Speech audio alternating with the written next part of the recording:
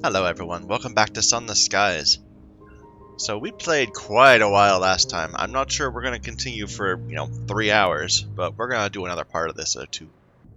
We'll have some fun. Where were we? We had just gotten back to New Winchester, I think?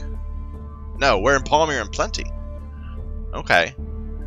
Did we already look at our bazaar? Yeah, we need to bring ministry-approved literature, but we don't have any. Right, so we had just decided, we were looking for Titania, but then we found the, we got told that our bat found this up here. Okay, well, let's go back. We'll kind of hug this wall and see if we can explore the entrances to anywhere up here, and then we'll go down here to Titania, hopefully. I forget why we're doing that. We're looking for seeds. And of course, we just want to explore everywhere. We've got a decent... Maybe I should have bought more fuel. I don't know. Too late now. What do I have in my hold? I have some hours, some munitions, and some bronze wood. Okay. This game has good music.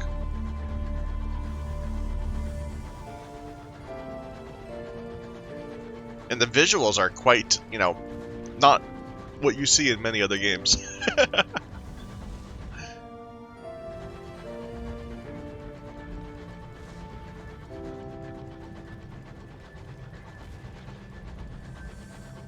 Let's just look up here real quick to see if this continues. Yeah, it does. Okay.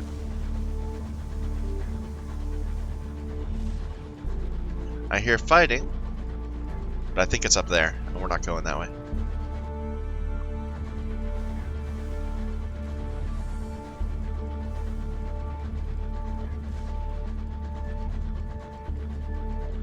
There was a little thing on my screen, and I tried to wipe it away, and now I have a fingerprint on my screen. That's going to be frustrating to look at for 3 hours. A lush verdant encloses you, green as emeralds.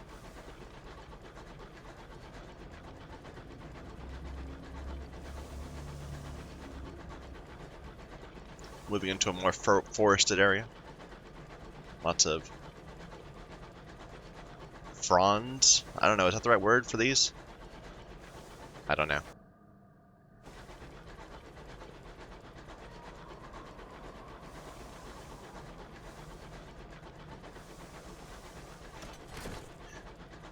Down to our only one barrel of supplies left, or one crate. Let's hug this way a little bit. Well, let's put our bat out. See if we can get some more directions. There we go. That's probably Titania. So let's just see if we can go straight to it.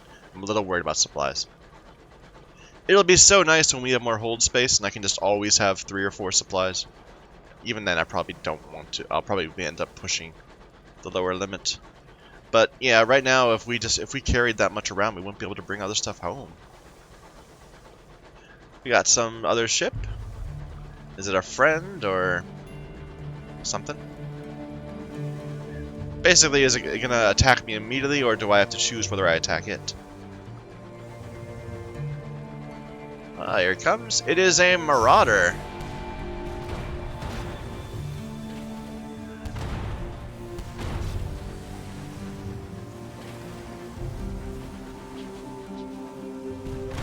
There we go. Nice and easy. Just a bit more money. I do like our new gun. I think that was a good choice. That would have taken several more hits, and we would have had to dodge around it a little bit. Oh, we are off course.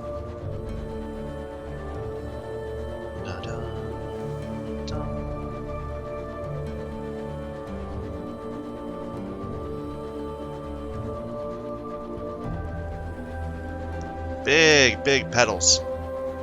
Yeah, Titania. Father wanted to move here, but bees happened. That makes sense, on a big flower like this.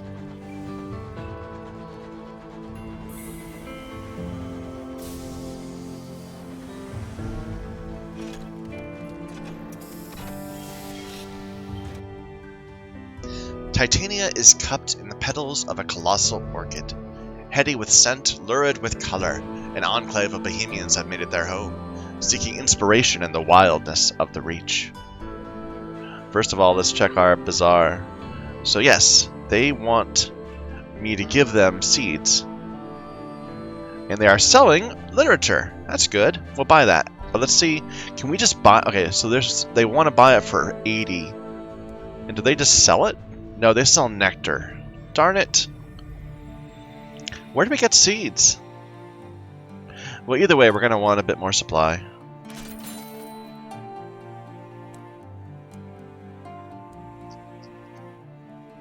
We can't even afford all the literature. And how much do they want in Palmyra and Plenty? 5, which is what's here, but I don't have the money for it. Maybe I shouldn't have got those guns. Oh well, let's go ahead and just do the stories. So, Oberon's Landing and the Porphyry Font. The port unfurls itself, welcoming you ashore. This perfumed haven was intended for thinkers, artists, philosophers, and poets.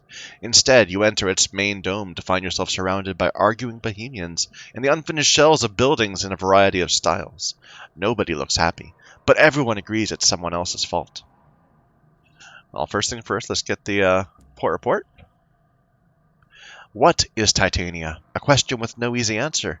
To the poets, a place of inspiration.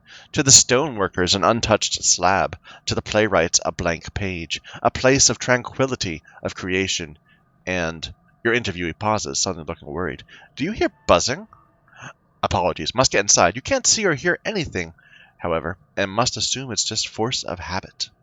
So they're worried about bees here. Meet with the mayor.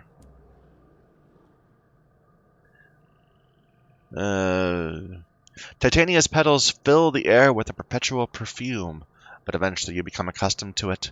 Even so, the scent of the many flowers in the mayor's small office sends your senses reeling. Obviously unaffected, she sits behind her desk and gestures for you to take the other chair. How can a place like this flourish out here in the dark? Without a sun nearby? A spectacular place, isn't it? We couldn't believe that nobody else had colonized it after, well, whoever built all the crystal domes and spires. Honestly, I can't believe our luck.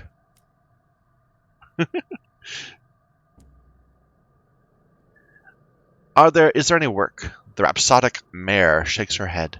I think you will find us most self-sufficient, Captain. Enjoy your visit. Take in some poetry.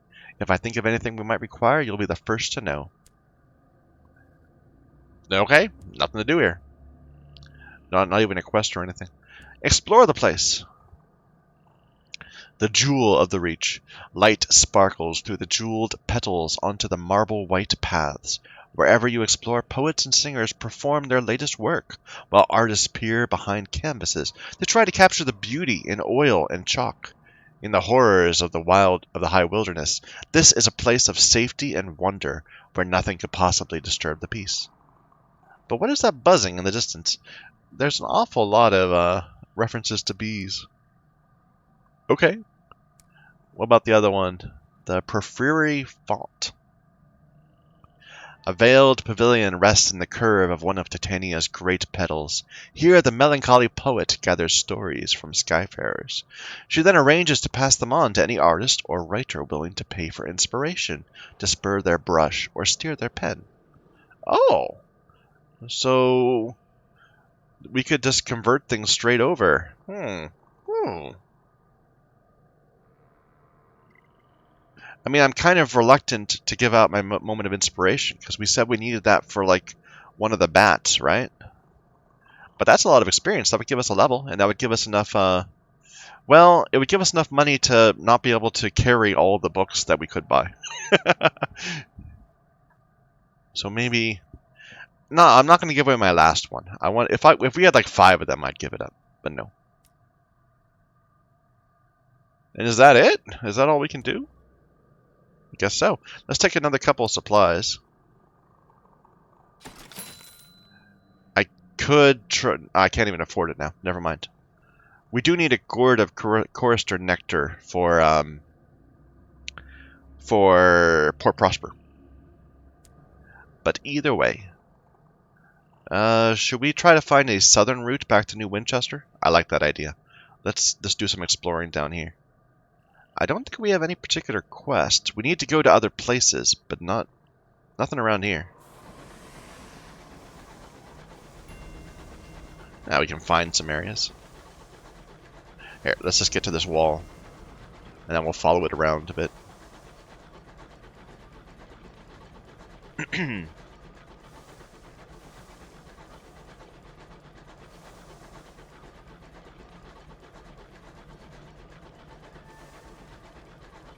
I hear engines in the distance.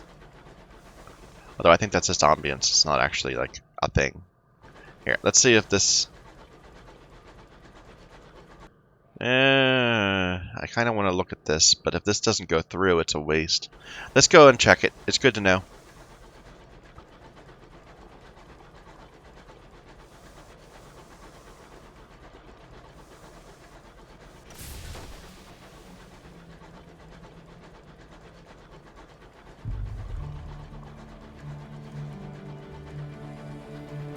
Looks like it does good. No, well, maybe. Maybe not.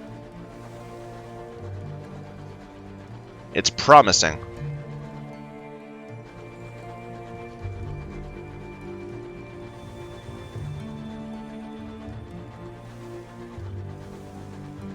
Looks like we're heading into a more foggy area. With little wisps. The sky closes. It's a cold area. Okay, so this does continue. Let's go back up to here and just see if there's a way down like that way. Da, da, da.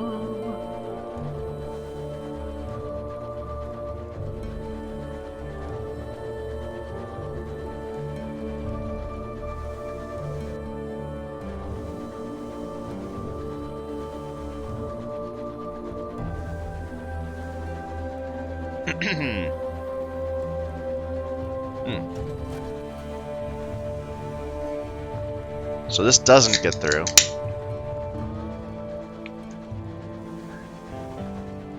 This close to the mother of mountains, it said.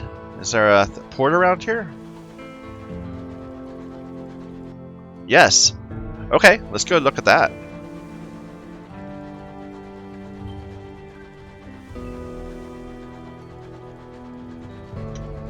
Excuse me.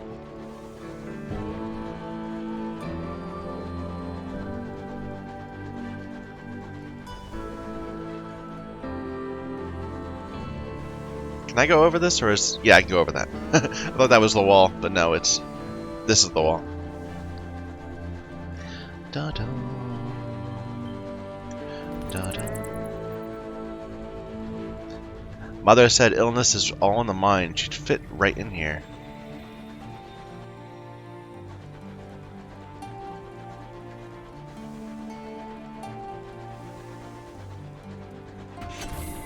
Ah, Carillon. Okay. And we went up a level. Let's go ahead. Oh, we have so many options now. Okay, there was something I wanted. I don't remember what it was. Was it this? No, it was like a, yeah, it was this. It was this condemned experiment we wanted for, Mr. Menagerie. Right? I don't remember now. But do I want those stats? And we're certainly going to be able to get some more stuff later. Like, we've been pushing our veils up. I kind of want to get iron. That would get... that. No, this would not give me iron. This would give me more mirrors. So maybe we can find something that would give me some iron and then something. Heart or veils. Heart or mirrors. So the black sheep. Or the blockade of New Winchester. What's the black sheep about? You never fitted in. You were a piece from another puzzle. You came to revel in your family's disappointment. No, I'm much more of an establishment type. Maybe they don't like that, though. The blockade of New Winchester. Oh, am I part of the Tackities? No, I'm not part of the Tackities. I'm part of the Stovepipes. So let's go with the black sheep, and then we'll go with They resented me for my successes. I pushed to succeed at life, and the things that I deemed a virtue, they deemed a vice. What I adored, they despised. The things they revered, you mocked. You were a stranger to the people who knew you best. Which is not true. I have a good relationship with my family. I visit them several times a year. Even more like, a couple times a month almost sometimes. But that's okay. That's okay. We're going to go that way. Our hearts are up to 41 now. Our iron up to 31. Our veils is still very disappointing, but like I said, better to be good in a few things than mediocre in everything. Let's dock here. This peaceful Carmine? I don't know. Institution was founded by devils from London and dedicated to the betterment of the soul. Botheridge's A Tour of Heaven describes it as a cross between a spa, a sanatorium, and purgatory. She commends its bracing airs. Okay, well, before we do anything else, you are also selling some ministry-approved literature. But again, I don't have the money for it. You sell supplies and nectar.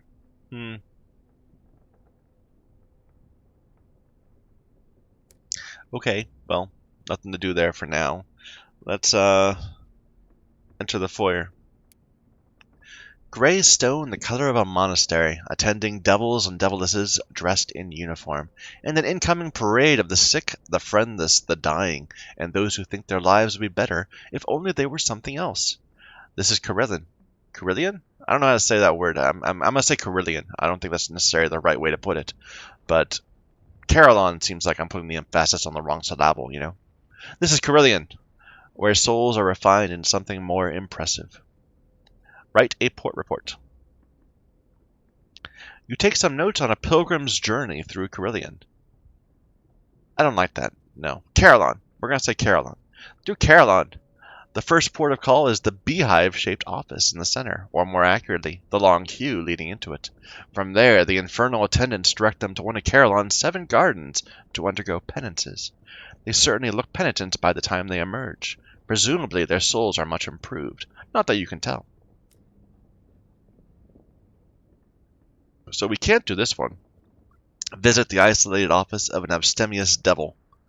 We don't have it because we have not accepted the devil's commission, and we don't have enough establishment. We need a lot of establishment, apparently.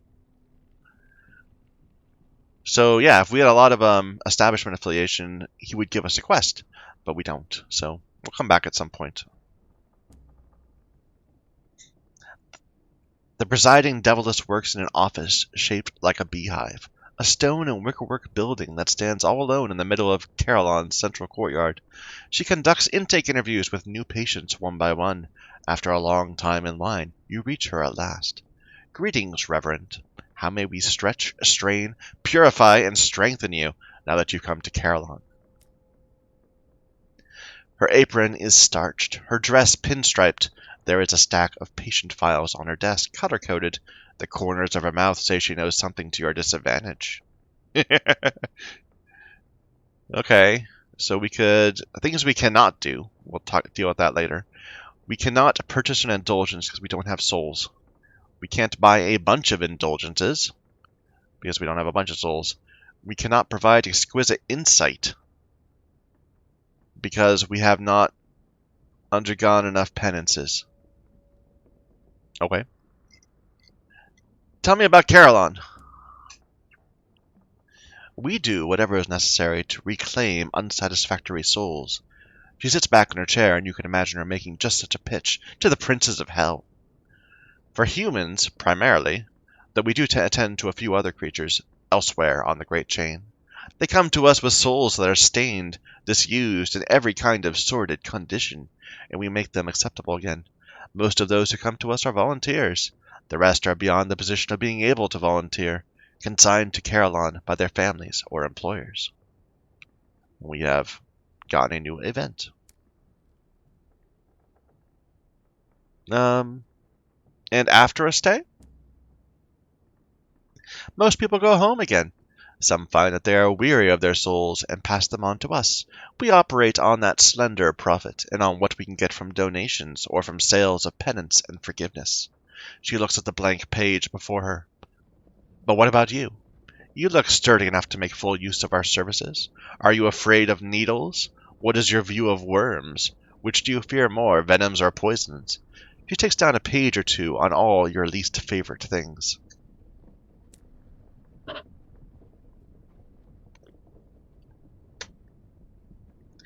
Listen to a proposal and gain access to the terraces. Listen, you are free to make use of Carillon. Take a penance or two. Alter your soul. I think you'll find our services very imaginative. There's another matter I hope you will look into. A devil in rose-colored gloves. He used to supervise the Gaslight Terrace.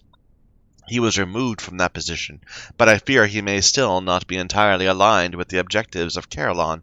If you find out anything about him, anything to his disadvantage, bring me the evidence and I will reward you. Okay. And that's all we can do now?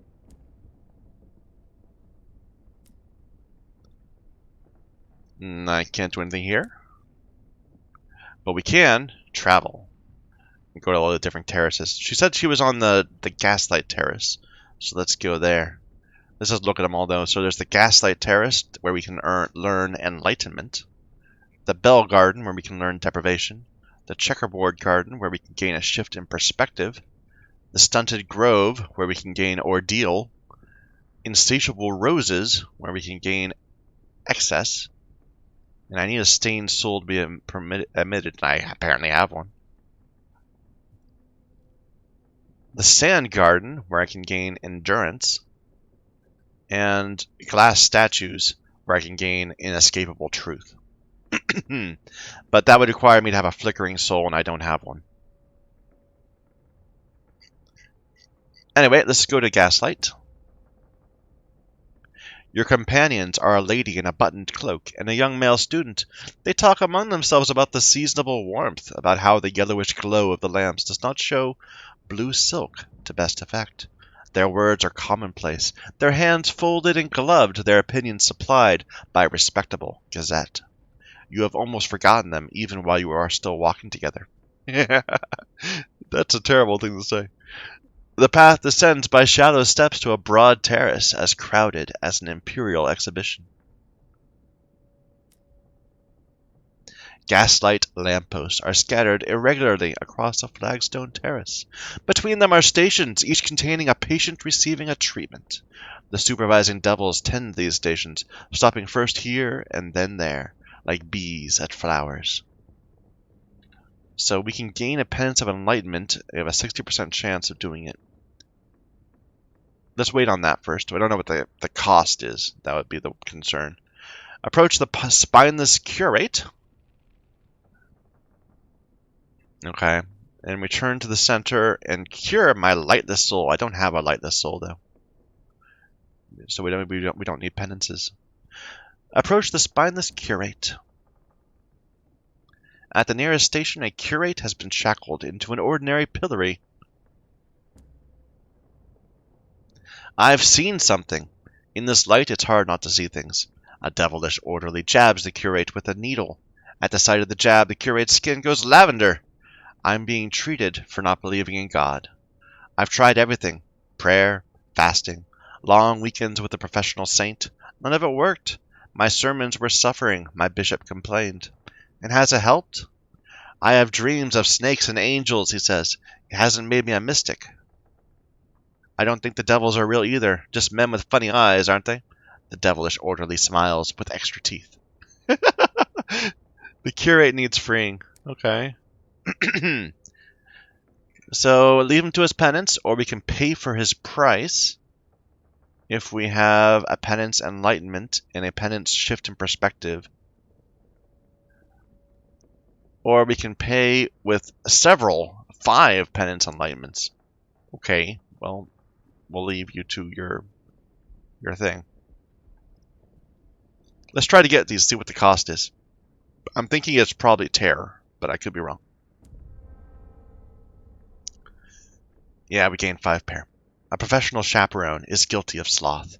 As punishment, she is receiving lessons in the conversational tongue of the Blue Kingdom. As for your punishment, it does not bear speaking of. You don't have the stamina to wait it out. So we need to come back here when we have better mirrors and maybe other stats. You brush past a matron in gray boots, a train conductor in his uniform, and a young boy who has already adopted an expression of fixed ennui. None of them notices you passing by. None shows any interest in your breaking this convention. About the Bell Garden. You put your foot on the first step and a devil blocks you. Those who enter the Bell Garden must be in a proper state of hygiene. You know, we were supposed to look for someone in the Gaslight. I guess maybe we need to solve the curate's problem. And then we can maybe find the... I don't know. He washes his hands in the fountain. Stopping you must have been grubby work. We've been turned away for impurity. And now I'm back in the main office? Does she have something new to tell me? No.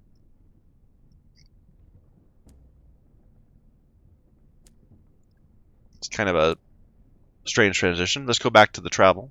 Oh, okay, so perform a ritual of purification to enable entrance. Which again requires mirrors. You know, I'm thinking maybe this is we're not good for here yet. We need to get better stuff.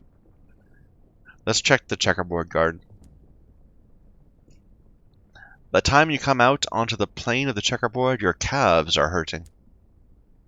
The devils are playing tricolor chess with some of the penitents. White pieces, red pieces, and pieces the color of a flourishing wind.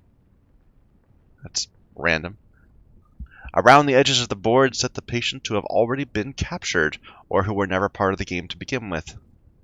Oh, that's a nifty idea. So if you are playing the part of being a chess piece while other people move you around, it gives you a shift in perspective. Okay, we have no veils, so we're not going to get that. Consider the rubbery man. No one has dressed him for the chess game or let him enter the board. Let's speak with him. He stands off to one side, tentacles squirming. Ugh. He's surprised you approach him. He moves to make room for you in case you're merely trying to occupy his space. When you speak to him, he offers you a squishy handshake. By various signals, gestures, and directions of his eyes, he indicates he's come here looking for his place in the world. Oh, okay, so you're going to tell me about the devil with the rose covered. Okay. The rubbery man holds up one tentacle, representing the devil with the rose-colored gloves. Then he holds up another tentacle. After a moment, he twists the two together. Are the tentacles meant to be kissing? Is that what that is? When you look blank, the rubbery man repeats the pantomime several times. Perhaps the devil has a lover. Perhaps the devil loves the rubbery man. Perhaps the devil enjoys exotic forms of dance. Yeah, it doesn't help me very much. So redemption of a rubbery man requires 5 shifts in perspective, or elevation requires multiple things. So I'm thinking there's going to be a common theme of 5 of one or multiple of different types. But we can't do any of that right now.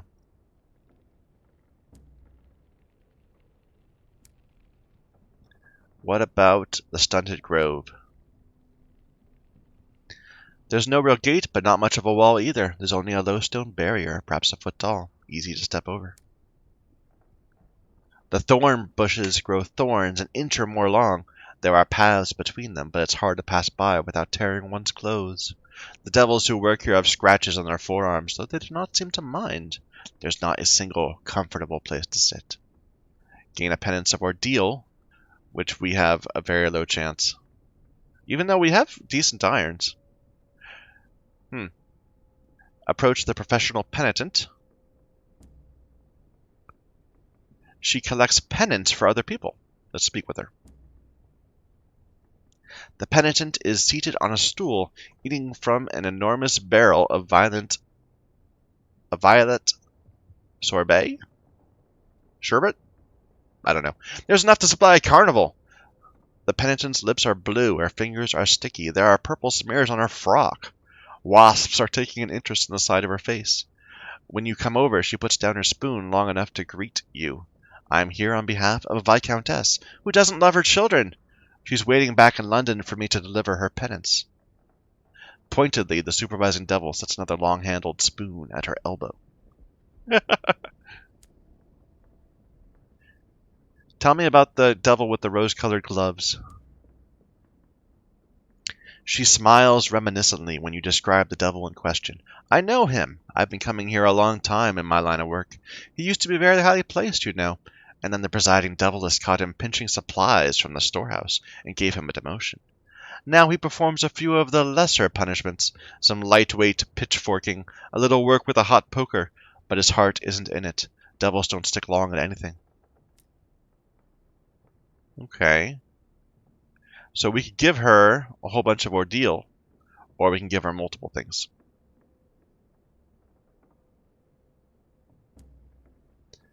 And we're not going to be able to get that there. Yeah, we're going to have to do all this again later. What about the insatiable roses? The paths run around the side of Carillon to an area that cannot be seen at all from the center. It's narrow and unassuming path, almost overgrown, and the ground underfoot is soft earth. Identify that scent. Wood from the back of a wardrobe, folded newspaper, musty correspondence, the smell of a mother's hidden keepsake drawer, opened by a child. By the fence there is a composting pile. Thousands of worms are reducing to mulch a heap of unacceptable book matter. Most of the books were confiscated from penitents. Excuse me. Now and then the compost catches fire, and a supervising devil has to put it out. But this fertilizer explains the aggression of the plants that grow here. And we do not have a very good chance at all of getting excess. Tell me about the hellish penitent. At the center of the garden is a picnic banquet. There is too much frosting on all the cakes, too much oil in the salads, but several of the penitents sit glumly eating, with only their own clothes for napkins. The deviless sits among them, eating treacle from a jar. What are you doing? Supposedly, says the deviless between bites, the souls of devils are incapable of being refined. You make some adjustments, improve here and there, and then a death or two later and all the work is gone. But I'm determined, if humans can be improved, so can I. And she wants some self-knowledge. Or endurance. Interesting. So she always just wants one or the other. She doesn't 5 of one or the other. She doesn't want a combination. Either way, nothing we can do here. And finally, the sand garden. We can't even get to that one yet. The air is cold, the sand crunches underfoot. I will not be deterred. In the pure blackness you walk into a column of stone.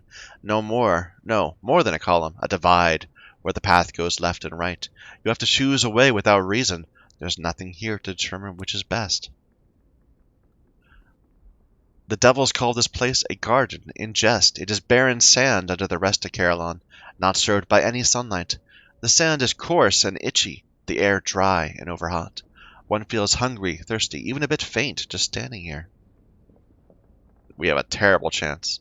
We can get a great deal of enduring penitence by spending hours.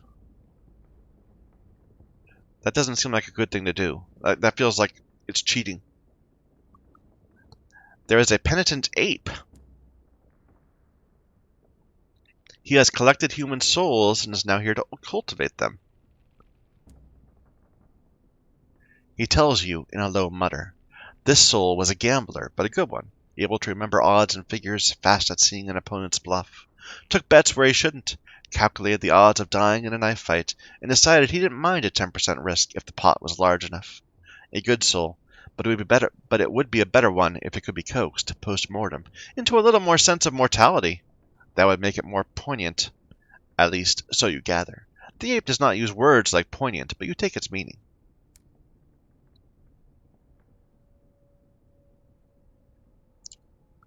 Souls can't be polished post-death.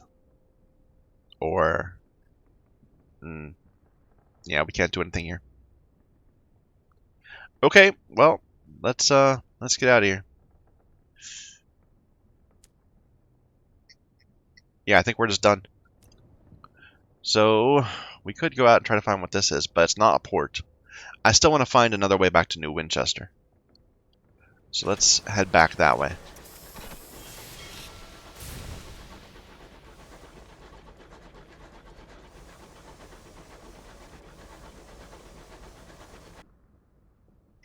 Should we go down and maybe hope this is just a little island? Mapping knowledge is important.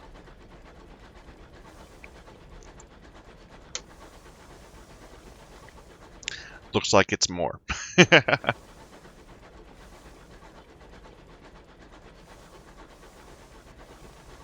Oh dear. Yeah, okay, this just continues up. Never mind. We'll just go back up north. We'll go around the outside of Carillon. There's the checkerboard, yeah. You can see the little checkerboard. I feel like I should probably spend more time just like going in a circle around the ports and discovering all the named areas like this.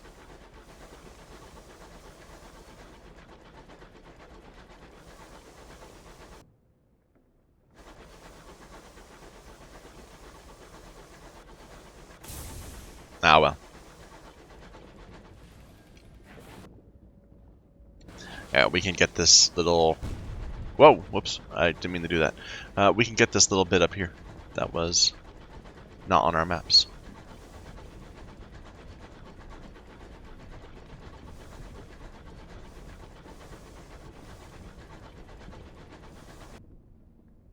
Alright, and then now straight west. The engine's headlights glow like a ghost upon the mists. Oh, we got another marauder.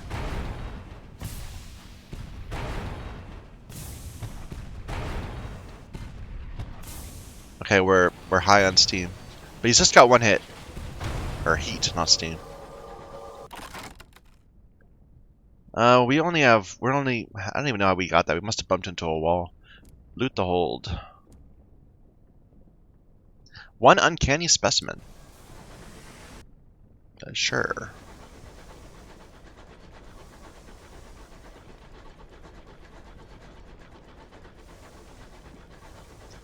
Maybe I should have, I don't know.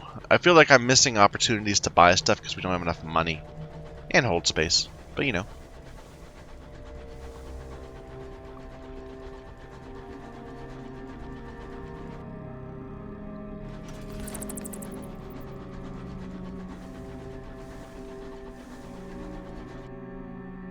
Something right here.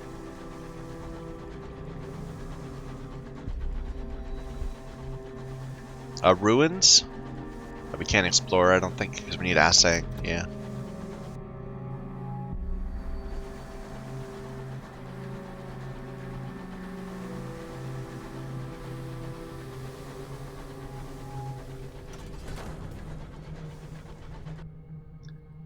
Yeah. It's tempting to see what's here, but I think I'm just going to turn left around this. At some other point, we're going to want to go back to Carillon, and we'll explore more in this direction.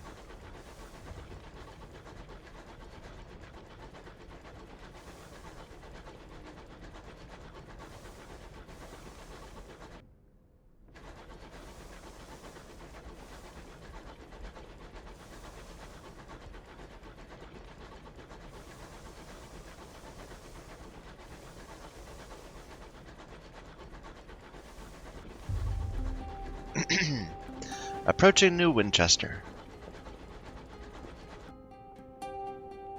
I should have gone out there. We hadn't explored that as much, but that's okay. We're committed now. We have several port reports. Let's go and turn them into the stovepipe people, not the veterans thing. Because we don't want to turn the reach into attackety hold fast.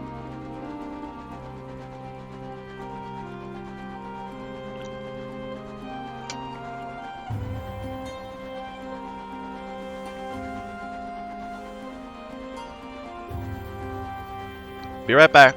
I'm gonna go there in a moment. Hopefully we don't get like a terrible event in between. That would be bad luck.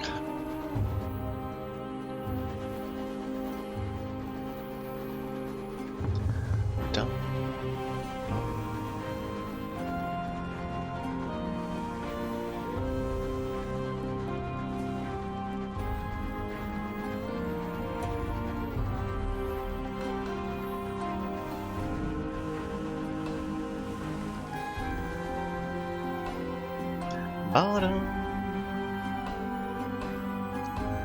The local headquarters of the Windward Company, London's proxy in the Reach. Deliver port reports here to receive rewards. Following the uprising, the fortunes of the Windward Company fell in New Winchester. Now their modest offices occupy an ex-tinning factory. In the murkier recesses of town, it continues to smell faintly of beans. Tell me about... we'll just have a chat with him first. The secretary's gender is a subject of some debate in the company canteen. The secretary's prudence is not. Both these facts provide the secretary with a great deal of satisfaction. I would be interested to receive reports on events in other ports. However small, the company has expansive interests. One never knows what might be important. And here have our reports. It is a comfortable room for a modest secretary.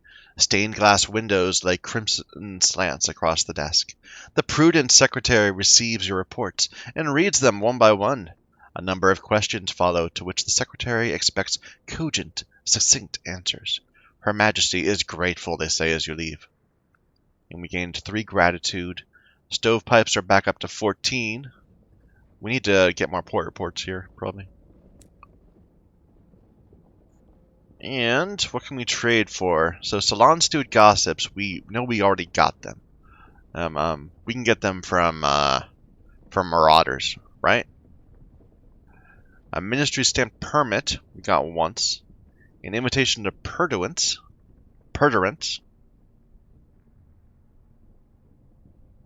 And trading to affect the balance of power, but we don't have enough. Now, the incognito princess did want to go to purduance, but at the same time, I think that's probably quite a bit of ways. Like, that's way over in Albion, right? I'm not sure if any of this is actually that useful immediately. Why don't we just leave our favor until we have more of a need for it?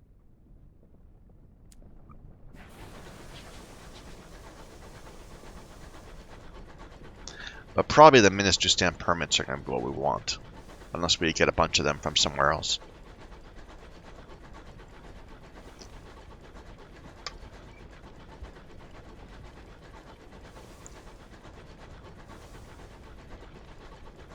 Yeah, I think we got one by looking for a chart on a destroyed stovepipe vessel.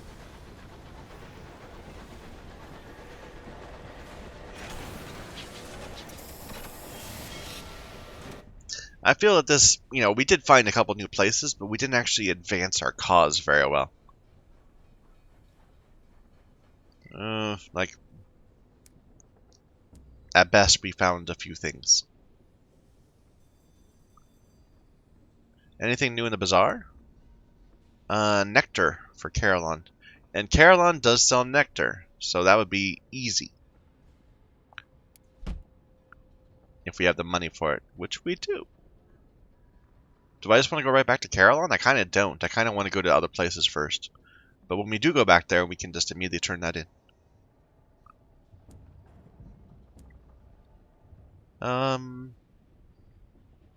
So what do we have? We have verdant seeds.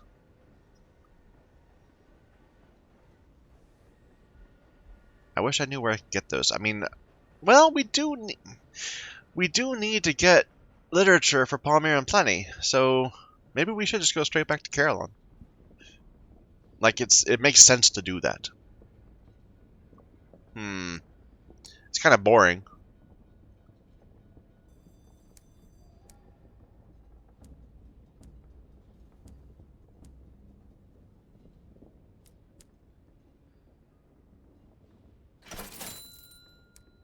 But I think it's for the best. Too bad we couldn't find the chorister cheaper. Anything new here? Ah, an opportunity. Respond to a distress call. A group of concerned Tacites are looking for a skyfaring captain to assist them in retrieving a missing friend. Captain, a broad-shouldered Tacite speaks for the group. A friend of ours, there are protests, an acquaintance of ours, has sent a message from Hybris. She needs transport back to New Winchester. Would you mind picking her up if you happen to go out that way? She's a filmmaker, goes by, is that Mademoiselle? Is that what that is? MME? She said, she goes by Mrs. Lemaire. She said she'd never return, so I have to assume she's taken ill. It'd be good to make sure she gets back safely. Hybris is to the north-northwest. How's the war going? Anything new? Tensions mount in the Gulf of Galome as the stalled Tacity scout refuses any attempt at rescue by patrolling Windward's company engines. The captain has called in aid from a Tacity contingent on maneuvers near Trader's Wood, which the Windward commander is unwilling to let approach. Bloodshed is expected imminently.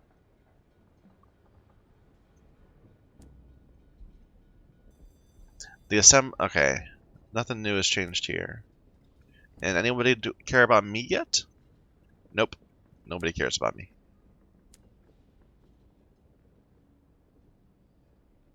Okay, well, let's just... I mean, I hate to just go straight back, but it seems the right choice. We could go to Port Avon first, maybe? I don't know. Like, isn't there anywhere that sells seeds? New bargains up there. I'm just going to go back to Carolyn. Let's go through this little area. We can get that mapped.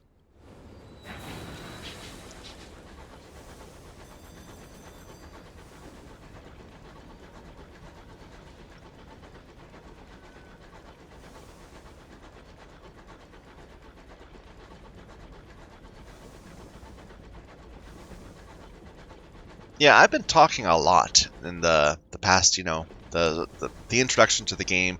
Each of the cities, it does require a lot of text. But once you know, get the initial story going, I get the feeling that the game is a lot of like just walking back and forth between several places. We got some Tacity ships that are about to die.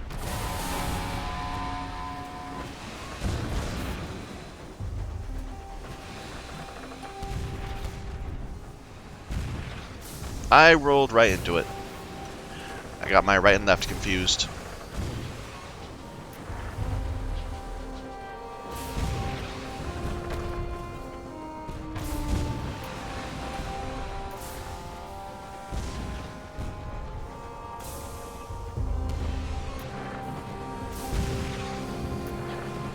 Cool down a bit first.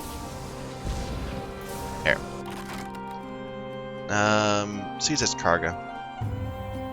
Hey, Bronzewood. Nice. Here, you come towards me.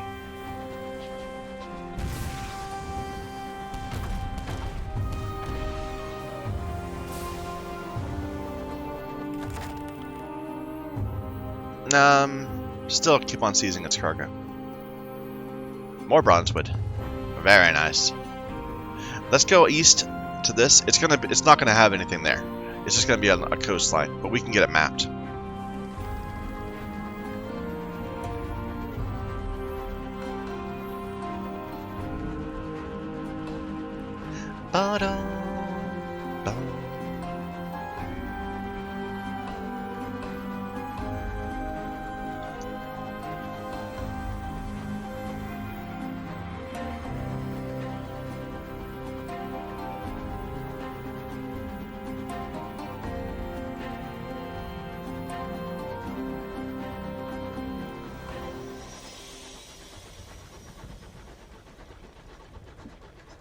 Thought I heard a fire. Or a gunshot, a cannon shot. Maybe not. No, there's definitely some fighting going on.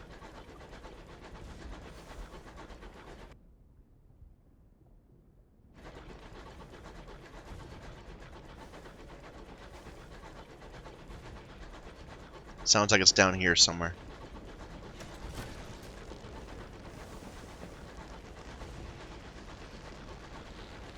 That's a curious sound. Is that supposed to be ice?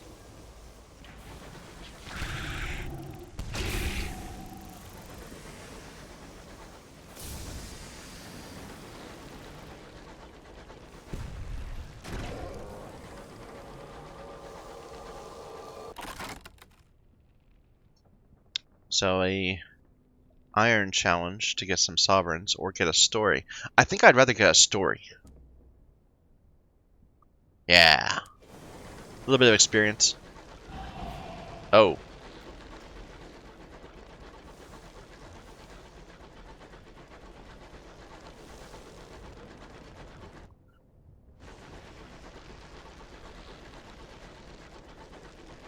That's a very unpleasant sound. It sounds like, I don't even know.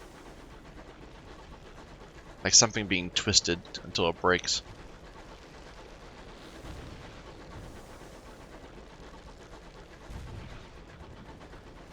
Now here's where the fighting is, up here somewhere.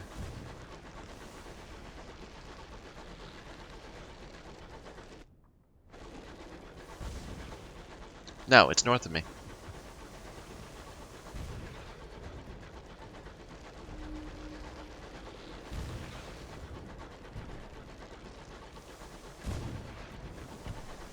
There we go. It's a Tackety ship fighting a marauder, maybe?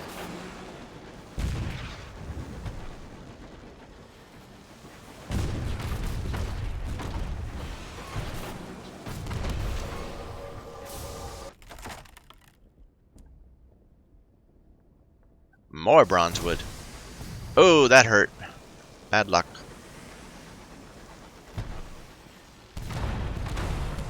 Oh, okay. I'm gonna go ahead and seize its strip the engine from repairs. If we hadn't gotten hit there, we would have been able to maybe get some gossip or something, or sovereigns. But we did.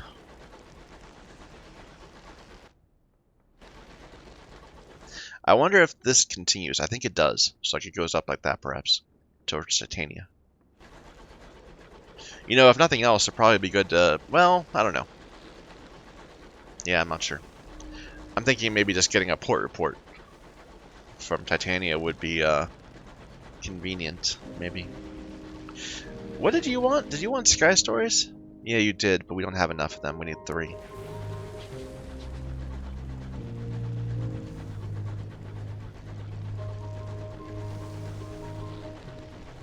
Well, I was just here, but you know.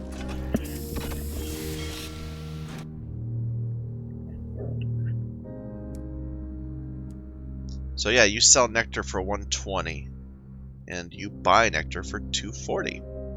Convenient. So let's just buy a few.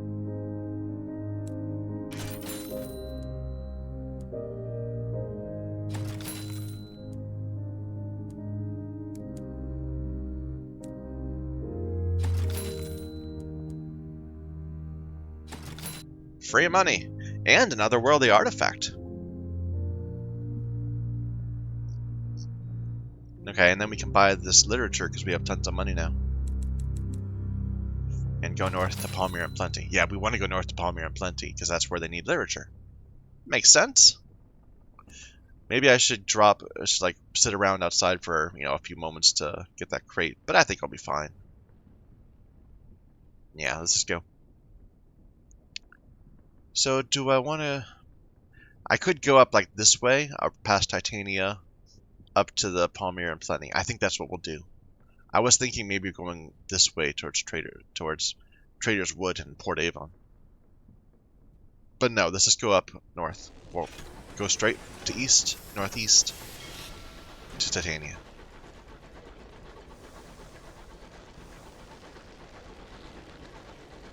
We're full on supplies. Well, now we're not, but you know. We were full on supplies. Maybe I should have bought one more chorister nectar, because we need one for Port Prosper. But we'll do that. We'll get it. I'm sure we'll get a bunch eventually. Wait a minute. I did not get a port report. Okay, wait just a second. Let's see what this is first. And then we'll go back and get a port report. It's a thing I can't mine.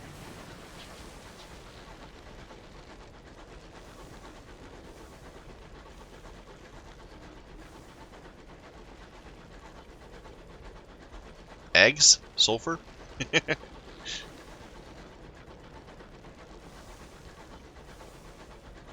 I like how the game just kind of blithely accepts the existence of devils.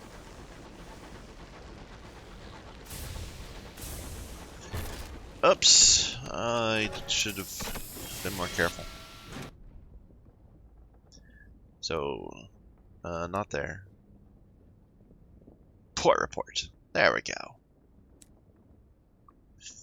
And while we're here, let's go ahead and grab that supply. Or should I get a nectar? I'm gonna grab a supply. And this doesn't look like it does curl up right away. It seems like we'd have to go down and around, perhaps. So let's just go up like this.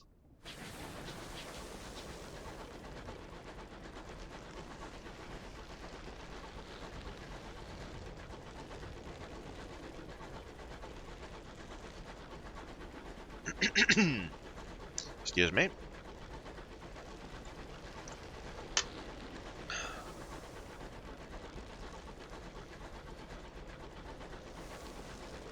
Oh. Is that a marauder? I think so. Oh, that was not the right way to turn.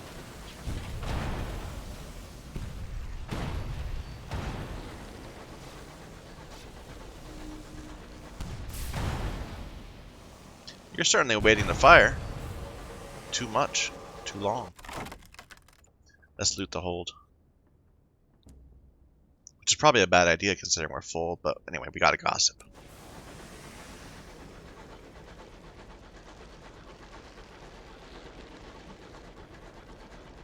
Oh, what's that? An Attackity Scout. Probably it's the same event. Attackity Scout and a Marauder. They just respawned.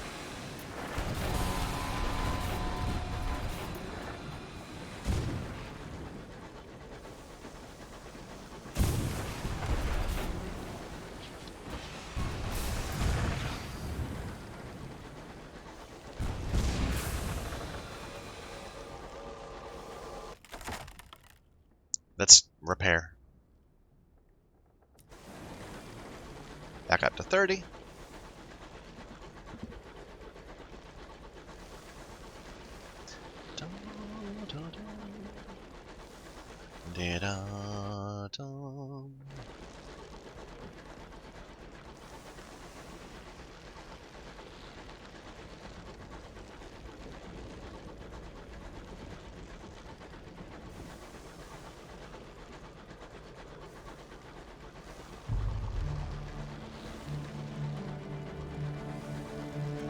Sure is pretty. Look at all these. The background there.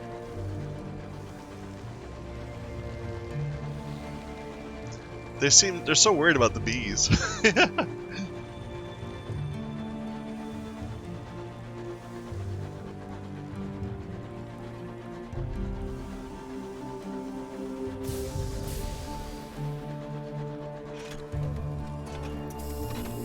Oh, our terror's getting up. Oh! Titania is under siege. Bees flood its streets and petals. The thrashing of their wings is the drumbeat of the apocalypse, and the people flee in panic from their mighty stingers. There's no safe harbor, no respite. All is lost! We have a good chance of being able to help. Help defend Titania. Plain song drowns the lamentation in the fury of the mind. All the world joins death's hymnal. those who proudly defy their fate and those who beg for wretched mercy, those who raise their arms, those who buckle their knees. The chorister hive takes the lyrics of poets, yet unwritten, the unsung songs from lips now forever silent. It is only iron and fire that quiets the voice of carnage. But lo, the song ends only by its own accord. Once the nectar is gathered, the hive departs, and there is a lasting silence. That was quite a grandiose thing. Port report!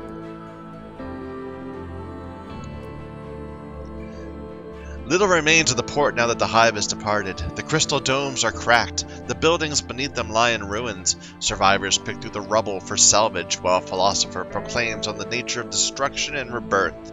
The more practical poets glare daggers in their direction as they attempt to rebuild. The damage from the chorister hive doesn't appear to have dampened the mood. A new start for Titania. The rhapsodic mayor looks relieved to see you. Ah, Captain, perhaps you can help settle a little matter for us. We've agreed we need to choose one style and stick with it, but... She sighs, gesturing at her fellow council members, the melancholy poet and the stone-faced sculptor. We find ourselves at an impasse. Your thoughts? Advocate for an Albion style, advocate for an Eleutherian aesthetic. But I have to have visited Albion and Eleutheria to do that. Or I can just leave. I'll have to visit one of those two places first before we can decide. You still want flowers. You are selling more literature, but I can't afford it. And we are full. We can't even... Well, no, we can't sell the nectar to you. It's a shame. I need more hole space. Oh, keep exploring. Anything more here? Attending an art exhibition. Titania's largest petal hems with activity. The melancholy poet, rhapsodic mayor, and stone-faced sculptor have brought their best students together to showcase their work. Attend the expedition. You spend several pleasant hours surrounded by art, much of it painted with pigment sourced from the Reach's unique flora and inspired by the lingering threat of chorister bees. Once the visitors have moved away, however, they immediately launch into a lengthy diatribes on the many ways they could have done better. Lowered some terror a bit.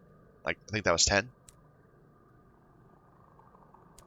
In the font, we could sell our Sky Stories for almost nothing. Yeah, 3 Sky Stories, 5. Okay, well, we're not going to do that. Anything else? No. Alright. Let's go straight up here and see if this goes through to Palmyra. If it doesn't, we'll just follow the coast down and up.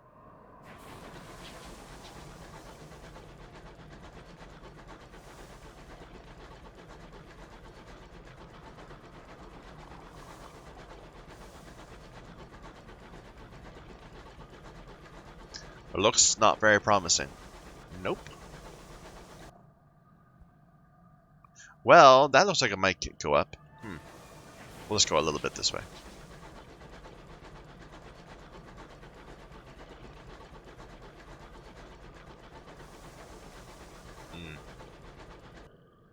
No, it looks like it's enclosed all through here.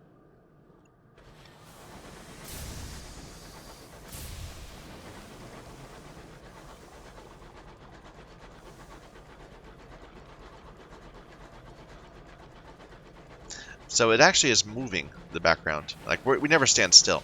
I don't really want to because we're wasting our supplies. But the pedal is actually pulsing a little bit. You can see the little bit of it there is going up and down.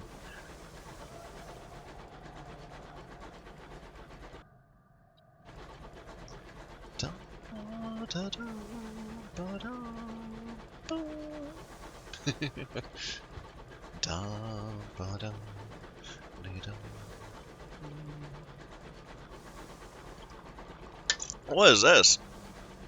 Hue. Requires mining. Oh, is this bronzewood? Guess it's bronzewood. Look, it's all glowy. But we don't have the ability to deal with it. I definitely don't want to go up here. We'll just go straight up the coast, hugging this left wall, and get this all mapped. And we'll go to Palmyra and plenty. attend the circus again. And that might help us with our terror.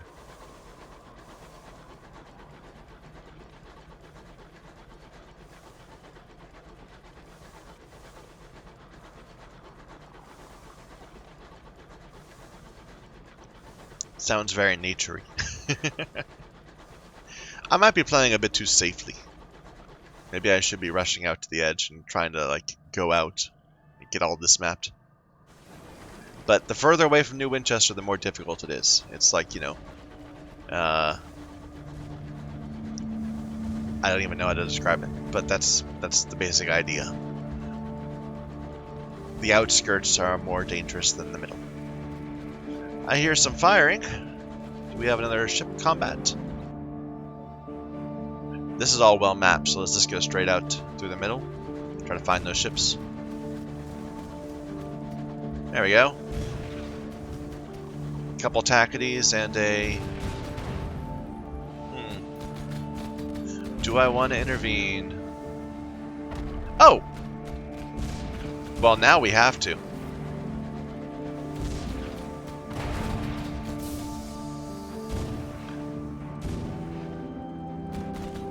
They're not firing at me yet, but...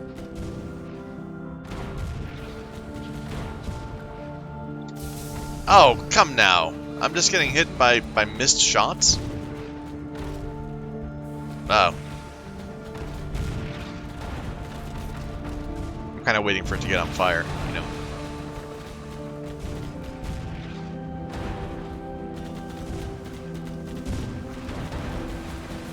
Oh.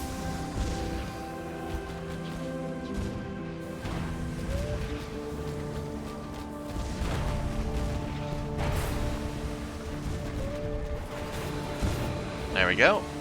That's you.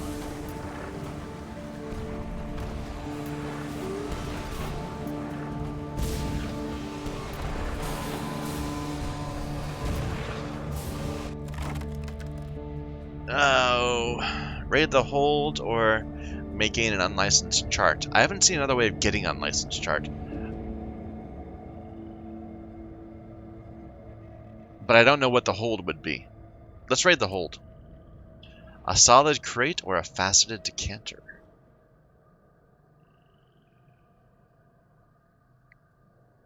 Let's go with the crate. We gained 2 bronzewood. Sure.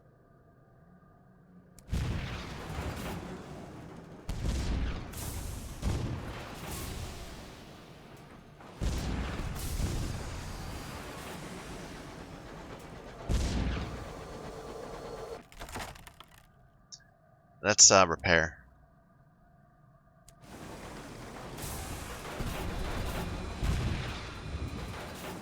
That was close.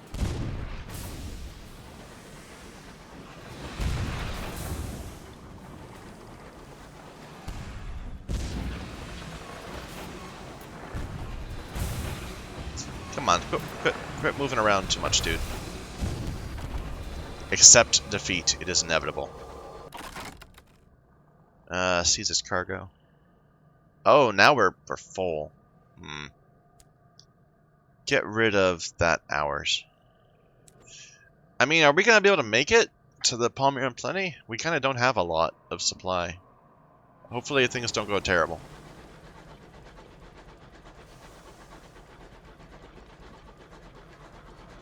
But our terror is getting up there. Hopefully it... Okay, wait a minute. Does it sell stuff? It sells supplies. It does not sell fuel. So maybe we should just go straight to New Winchester. Because we won't be able to get fuel from the circus. Oh, that's frustrating. But I think that's the safer option.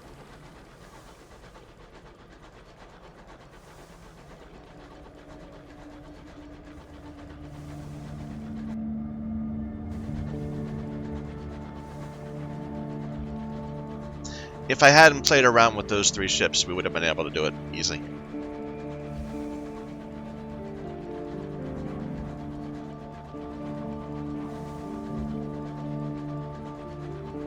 I'm going to sell some of my bronzewood that I've been collecting. I'm getting all this bronzewood. And we will we'll buy something that upgrades our ship. Gives us a bit more supply room, or something. I think we saw there was something for like 850 that I wanted.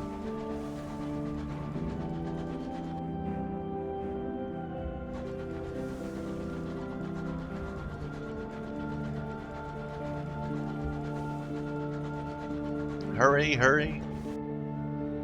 Let's keep going. We're good. We'll make it there. As long as there isn't like some horrible event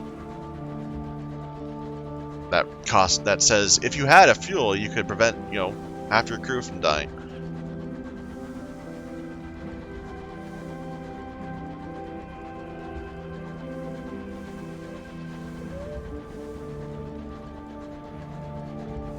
I hear fighting, but it's not our problem.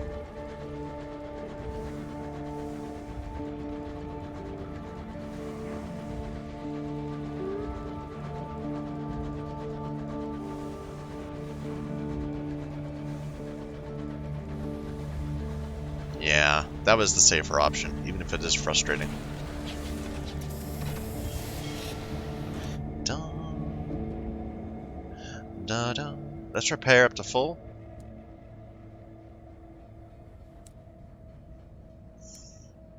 Let's put that in the bank, and let's put all this in the bank first of all. We can take out... No, we don't. I thought we had some fuel stored, but we don't. We'll have to buy some. Anything new? Ah, we have munitions for Port Prosper and souls for Port Prosper.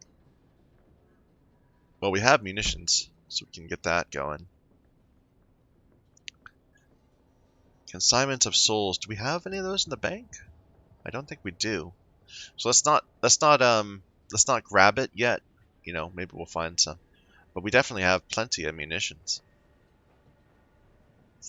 First of all, what am I doing? I'm selling things. No, I want to buy things first of all. I need, say, 3 of those and 3 of those.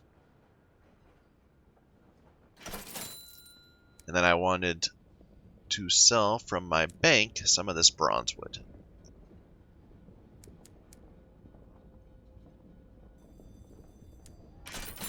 And then we'll buy... What was that? It was this. Yeah, so it's both 1 butchery and 4 hold. I'm thinking that's pretty awesome. Let's buy that.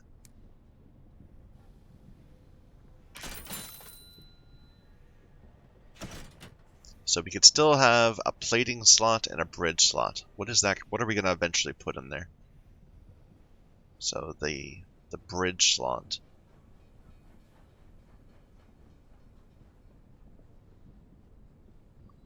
We can do this. More quarters. Get more people in our crew.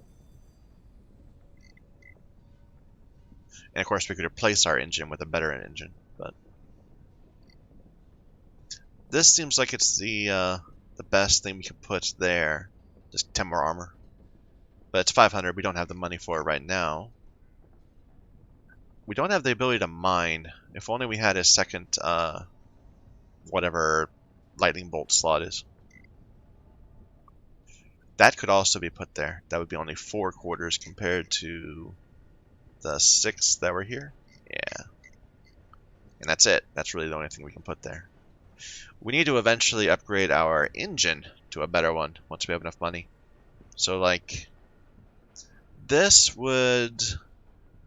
We would lose the thing that we're not using, and we get another one that would swivel.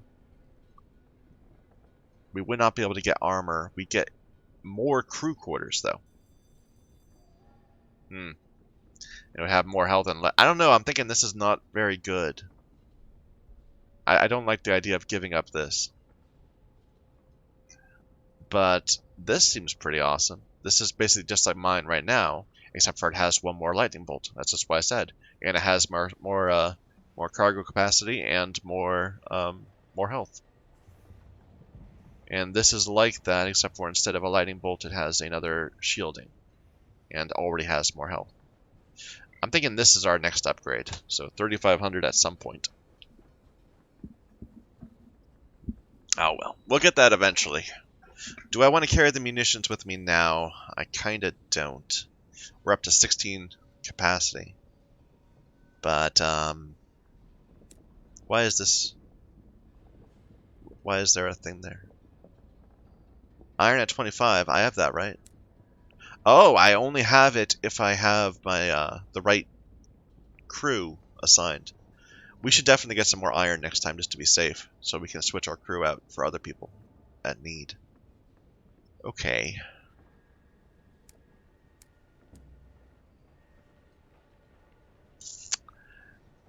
Do I want to go all the way up to Prosper? I could. I think we'll do that. Yeah, we'll go all the way up to Prosper. So we want to go up to Palmyra, and then we're going to head west from there to Prosper. Let's just go straight up here. We can map this a little bit. And we can turn in our port reports, too, at the same time. Why not? Now, it says it's got a little exclamation point there. And I'm assuming it's because of this thing we just assigned. But I think it should be okay. We'll just make sure... I don't know. We'll see if next time we have... I mean, it's giving me the capacity, so it's activated. Maybe we're taking some sort of debuff by not having the innate skill for it, instead relying on officer skill. But I don't know if that's a problem. That might be saying I can't unequip my officers or something. I don't know. Recent news. A downed locomotive on Hybrid. Attack of the engine's gone down in the fungal jungle of Hybris. The town crier pauses for breath and enters an alarming coughing fit, having inhaled a lungful of smog. An enterprising stovepipe claps him sharply on the back. Thanks, he sputters. Are there any brave captains willing to rescue these poor souls from perfidy,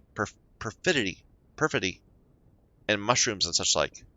Step up to the call. Sure. I lost the Sky Story. I guess I heard the Sky Story. Cheers go up among the crowd as you step forward. God bless you, Captain, the crier says, his eyes awash with tears, though that could just be the smog. New Winchester needs more of such stock. Where now the heroes of the blockade? He hands you the report, which reveals the engine as last seen heading to Hybris. Where's Hybris? We don't know. We've gotten several requests to go there. No, we know it's to the north-northwest. That's what we were told, I believe. So maybe we can even get that after going to Prosper. And we didn't turn in the port reports.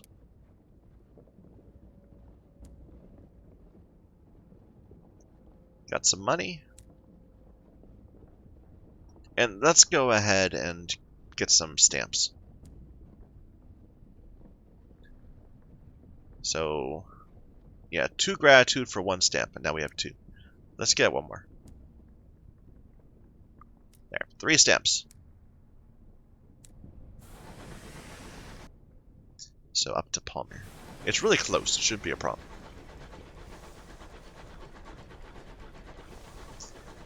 We do still need to go to another place. It's not Hybris. For the... what's his name?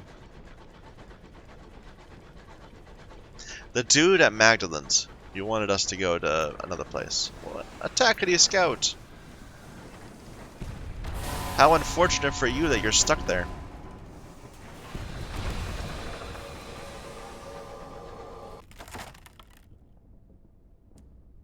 Unfortunately, we don't have space for that. So we're going to have to throw away something. Too bad, we should have just waited a couple seconds before picking it up. Let's get rid of a... no, we said that Palmyra Plain does not have supplies. So we'll get rid of a supply.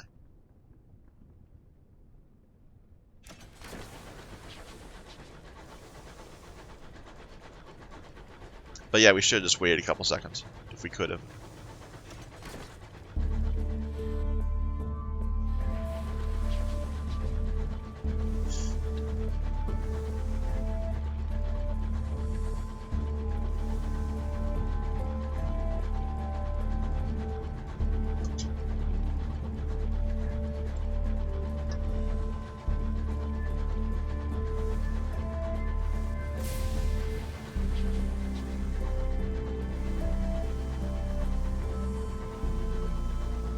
Lost souls at bargain prices, the devil says.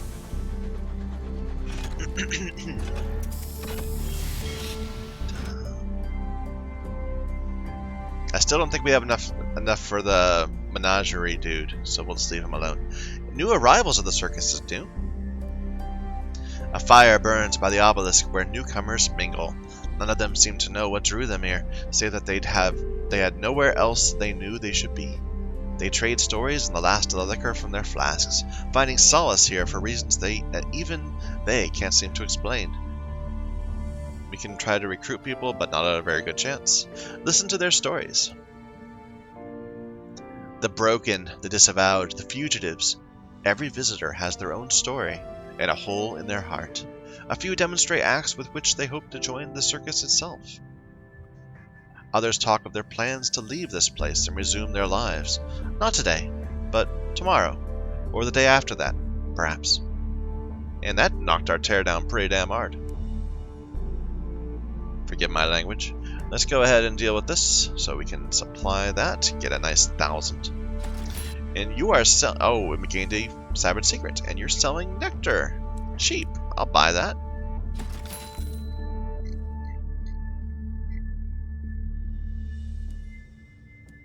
And we said we wanted to buy a supply.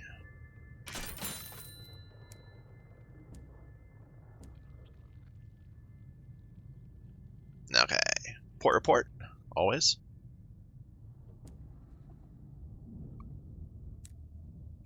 We can purchase more tickets. And let's attend another performance.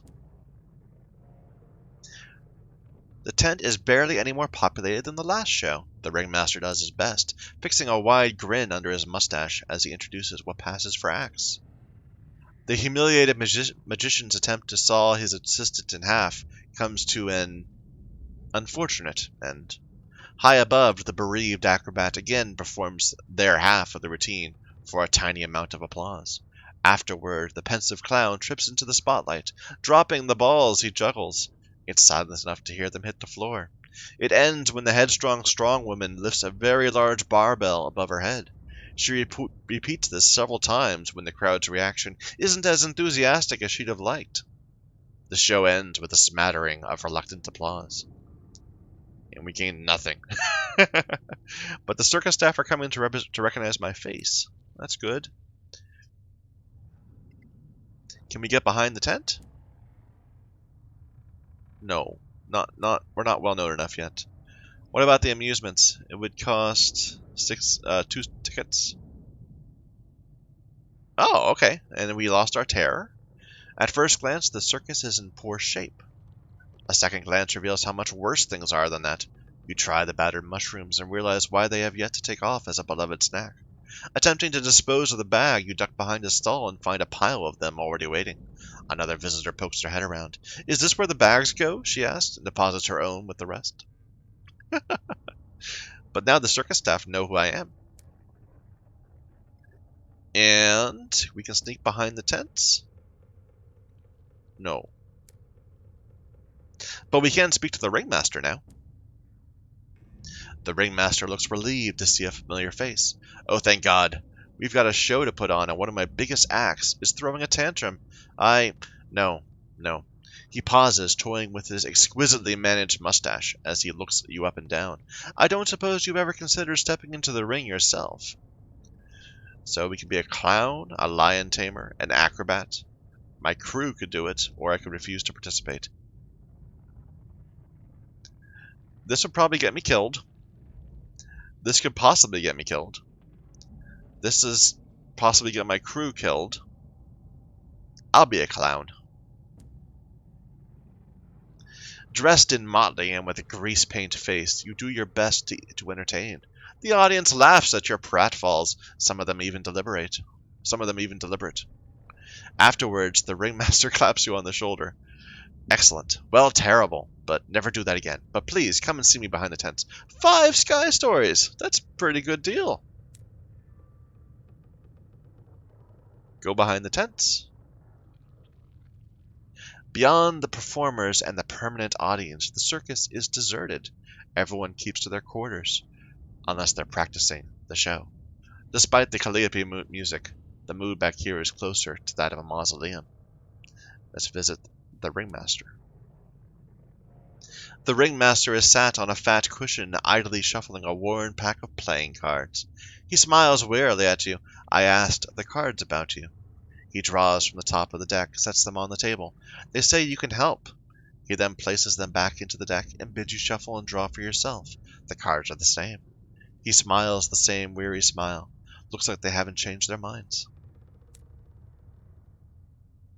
Okay. Repair the magician's props. Reclaim the acrobat's twin. Purchase costumes for the clown. Post flyers for the strong woman. Well, we can take all of them. Let's see if we... Okay. Maybe we can only do them one at a time. Okay. The ringmaster leans under his desk to pick up a fat bundle of posters. He drops them with a thud. We need these slapped all across Port Prosper and Magdalene's. That's easy. Can I... They won't let me do any others. Okay.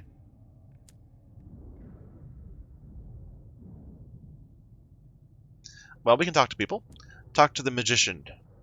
It breaks my heart you had to sit through that, he said, nodding toward the big top. Sometimes I wonder why I left Mahogany Hall. Then I remember how much Plenty paid before this whole place lost its funding. He puts out the cigarette on the poster, then tosses it into an overturned top hat. The acrobat?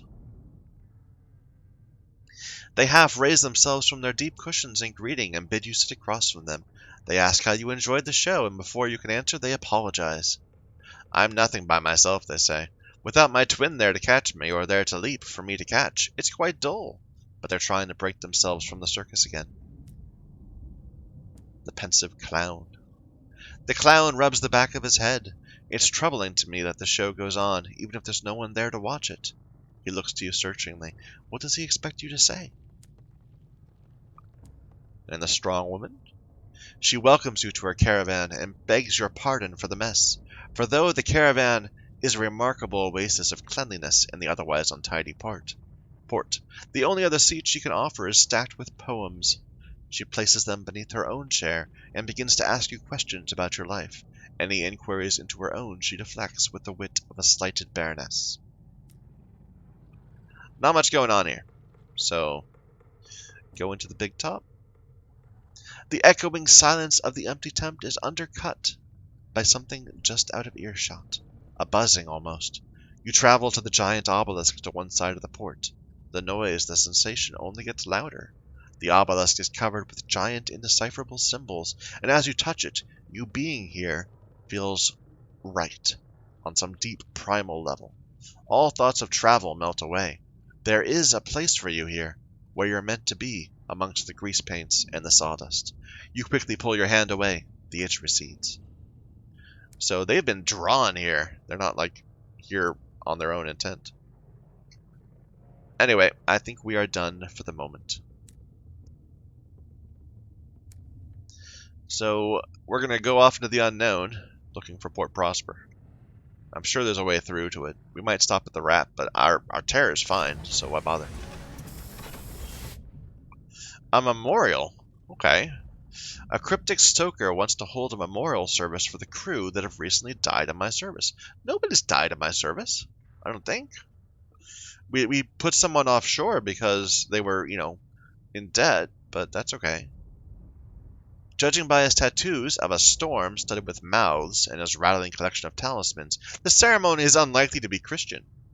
So we can forbid it, we can attend and deliver a eulogy, 61% chance. We can conduct it ourselves because we are a priest, and that gives me a much better chance. Or we can sit in the back and just attend for a coin flip. We will conduct the ceremony ourselves, a good Christian ceremony. Oh dear. 81% chance we failed. For wide is the gate and broad is the way. Your ceremony is Anglican, solemn and proper. A selection of carefully chosen and appropriate mournful hymns. A poignant reading from Matthew. But the crew shuffle restless. They want to be elsewhere. Later you learn another ceremony took place secretly in the engine room. A ceremony to the storm that speaks, who was less forgiving than Christ, but closer. Too bad. I feel like probably we gained just a small amount of tear, but that makes me think that we missed an opportunity to get something good. Because it wasn't that detrimental to fail that.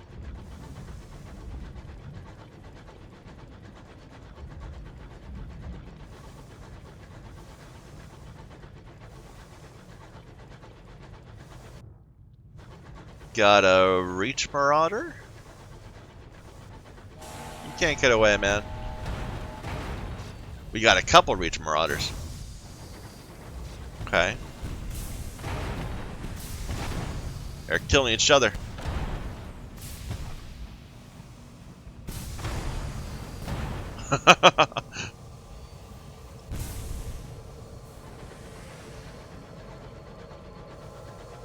Let's get this one. Missing up my right and left. Oh dear, oh dear. Damn it.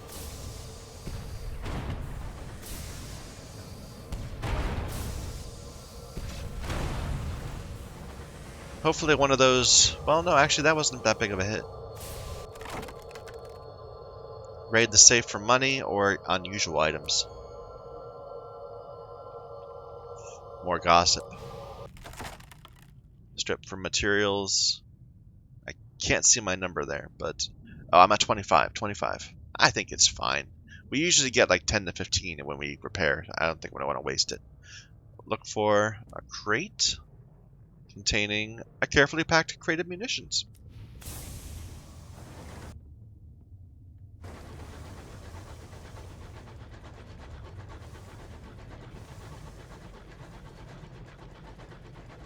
I feel like we missed something. Maybe we should have bought more supplies. I don't know. I guess it's good to leave, you know, some space in our hold so that we can collect stuff on the way.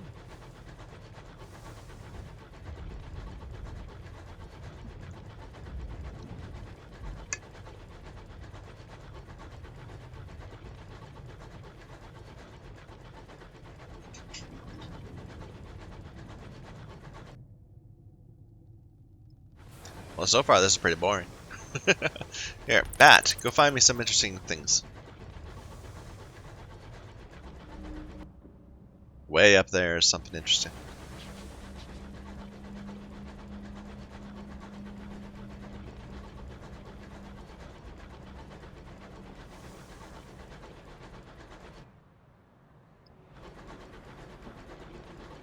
It's like a big open area in this part. Can't even see the walls on either side.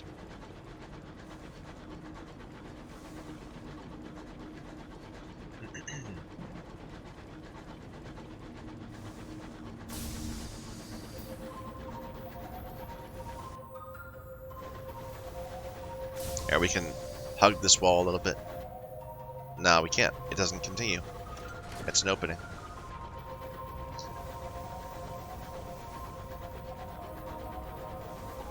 Can I go under this? Yeah. Okay, never mind. I thought it might be a thing, but it's not.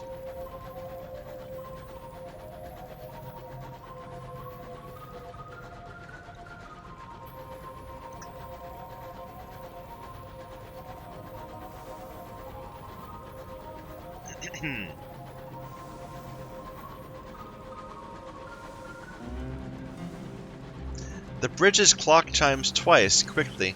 This close to the Islamabad line, time is devious.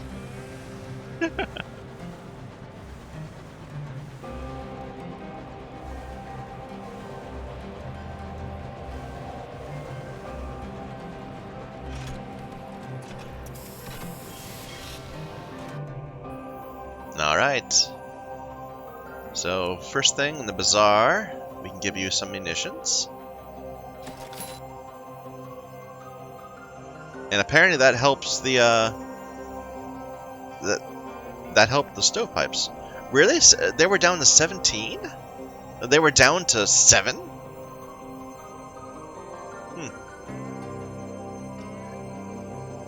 And I gained reputation and lost reputation. That's the first time we've seen our reputation change. We've changed the fortunes a lot, but not the reputations. And you're finally selling some seeds. We have not been able to find seeds anywhere. So we'll grab those up. You also sell hours, but we need fuel more than that. Okay, before we do that though, we have stuff to offload. So the clock tower will deliver the materials. You are paid extremely well for the delivery, and the foreman shakes you warmly by the hand. Won't take us no time now, he says with a grin. Maybe we should name the damn clock after you, eh? 800 sovereigns. Nice. For just one bronzewood and a gourd of chorister. Nice. And we have definitely improved the stovepipe's fortunes. Which is strange, considering we've been smacking down Tacadies right and left. That they were having such problems. Visit the Windward Company. The Windward Company has thrown open its doors for a celebration of itself. Maps of a tamed, industrialized reach line the walls. A model of an upcoming dreadnought sparkles in a glass cage. Outside, children are encouraged to throw rotten fruit at a cardboard effigy of a Tacady Jack, with a Windward stamped prizes for the best aim. We could hand over nameplates. Additional gratitude and reputation with Windward, and influence the war in their direction. Probably will hurt our reputation of doing it publicly. Maybe we'll just not do that. Well, let's see what the reward is.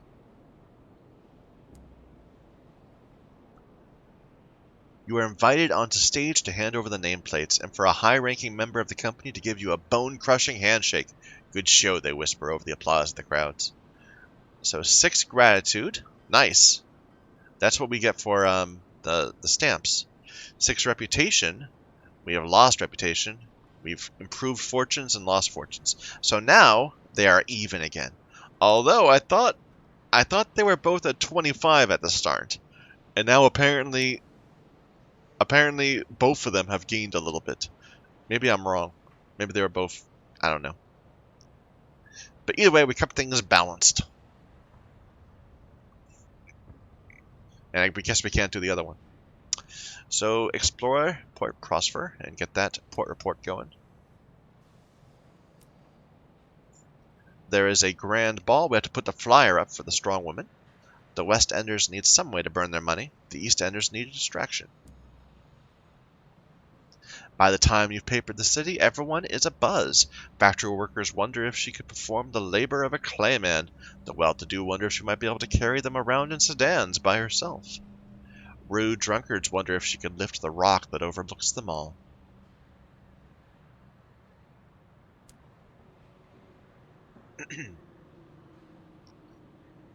There is a grand ball, the glory of the Port Prosper season. Candles illuminate the great staircase that sweeps up the residence of the Windward Company, which has been chosen to host the season's ball. West Enders promenade in their finest. Hoop skirts and starched collars predominate. White tie is the order of the evening. A few East Enders, mostly actors, have secured tickets, but most are servants if they are seen at all. The orchestra is playing the score from Victoria's first ball under her throne of hours. Be on my worst behavior, and this is a party, or be on my best behavior. Either way, we have a 100% chance. We cannot gossip with the servants, because the eastward people don't like me. And I can't fill out my dance card because the west people don't like me. Well, let's be on my best behavior. We don't want to, cause any problems. Your buttons gleam in the mirrors, as does your smile as you make polite conversation with notable after notable. The ball begins with God Save Our Queen and ends with a quadrille. You are on your feet throughout. You drink precisely the right amount of sherry. Your comments are on the near side of cruel, yet diffused with an elegant turn of phrase almost immediately. To the servants, you are polite. To the company men, you are charming. Everyone agrees you were quite the success. Several are amazed you're not a native of Port Prosper. And now we are welcomed in the West. The air is humid and moist. The Agbanan spring is being drained in preparation for the season. So this is apparently progressing. I have no idea how it's going to end up.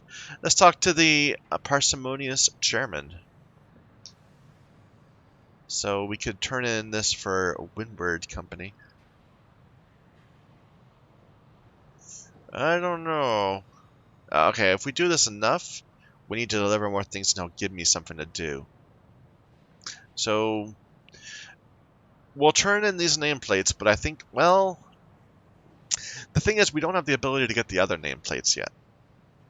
It keeps on saying our nameplates are unchanged at 0. Let's not mess with... Let's keep things balanced until we have the ability to alter things in both directions. So leave that alone. Anything... Oh yeah, we can offer more transport. We can encourage people to seek adventure by spending a sky story.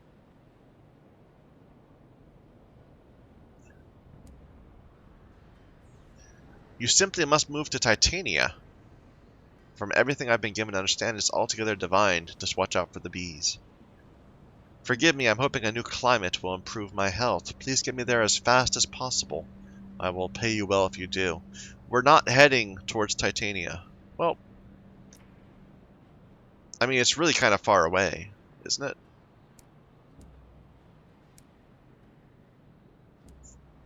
I'd like to buy a fuel if possible. A couple. Might as well. Might as well just buy one more of each. It's always going to cost the same. Well, but... No, one more of each. Okay. So... What is this? That's Magdalene's. It just doesn't have the name on it. That's weird. We discovered it, didn't we? So you wanted to... and apparently there's a name here, but we didn't find a port. You want to go all the way to Titania. That's so far away.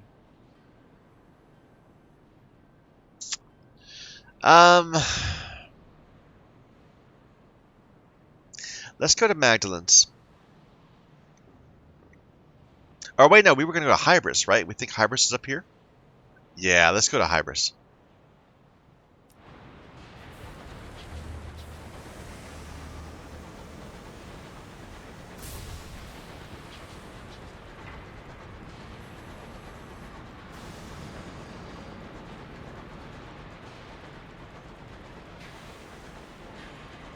Yeah, unfortunately, we didn't, maybe we should have stopped by New Winchester on the way. Then we could have gotten the other posters posted. Because there's really no reason to go to Palmyra and Plenty again. We haven't turned in the port report.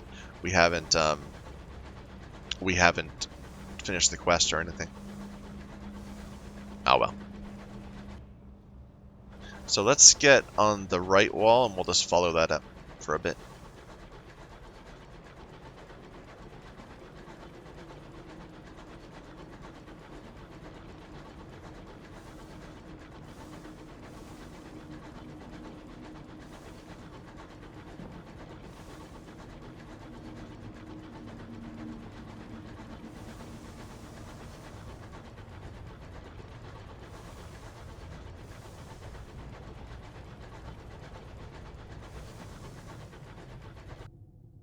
Oh, maybe this doesn't even go through.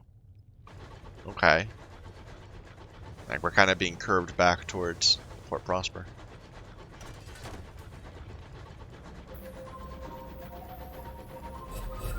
What is that? What was that sound?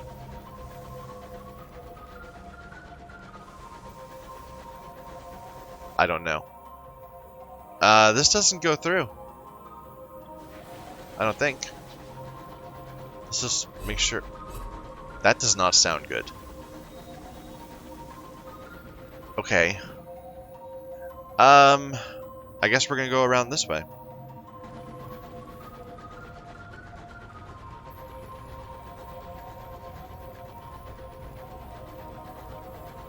I don't know. I mean, our terror is kind of high.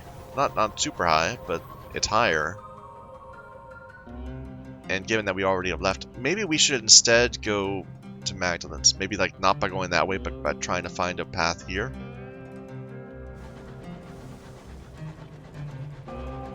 Yeah. Okay, so failed expedition towards Hybris. We'll come back some other time.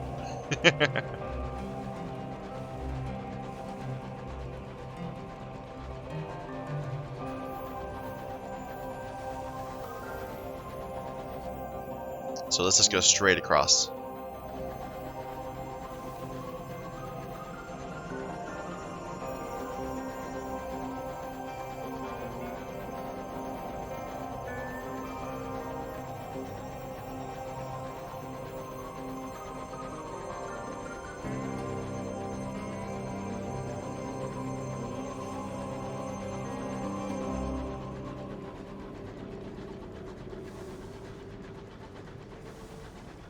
Oh, there's something.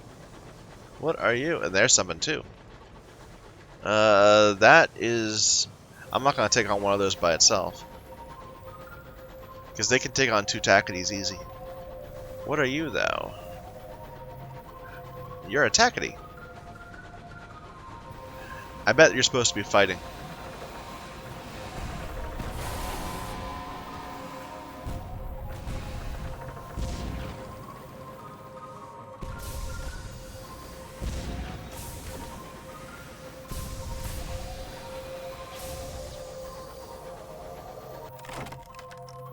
Ooh. So we have another option that we haven't seen before. Pillage their stores for fuels and supply. Or to seize its cargo. Looks like this might risk a crewman if we fail, given the requirement. It's 69%, but, you know, it's still considered a middle roll. It's not a guaranteed. It's not green. I'm just going to seize its cargo. We have plenty of fuel and supply. Another seed, sure. Alright. Let's see if... Okay, we'll see if this goes through right here or if it wraps around. It looks like it doesn't. Well, maybe. I'm so easily distracted, it doesn't look like it goes through.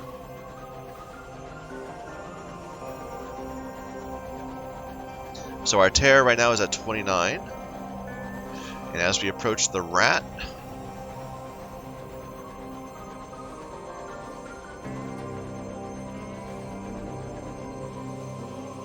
it starts to go down.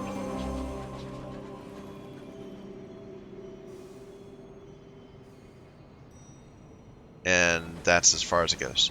So we lost about 10, probably. With some rounding.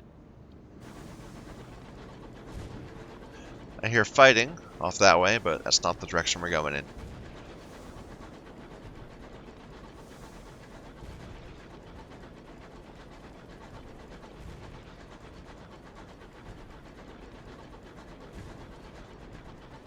Too bad, sounds kind of close too, but not our problem.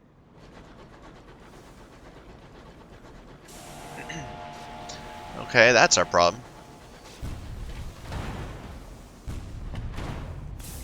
I went the wrong way.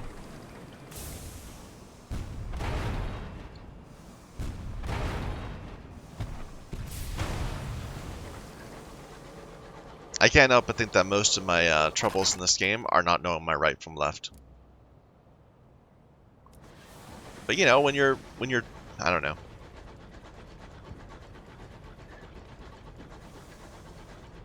I wonder how the game would feel if instead of you moving around like this, you were always directed north and like the world rotates around you as you spin. I don't know.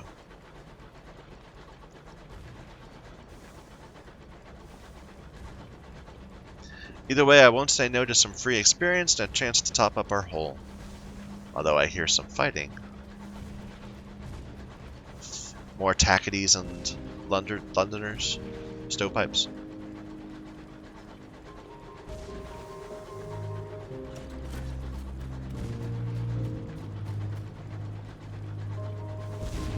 Yeah, definitely.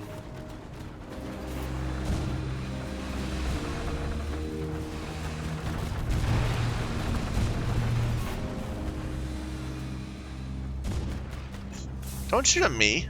I killed your enemy. Oh, that's not a good place to be in. Why are you attacking me?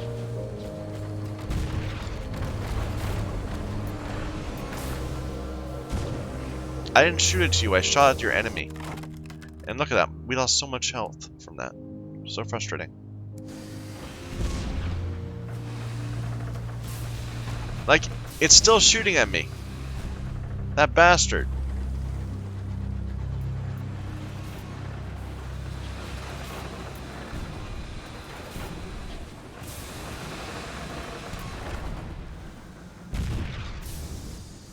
You know, to be honest, I think this guy's more dangerous. Because we can dodge these little rounds, but we can dodge the missiles more easily than these volleys. Although they're both problems.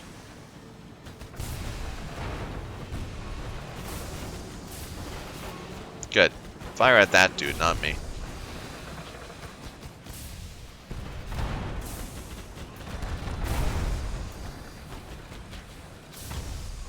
But we're taking a lot of damage.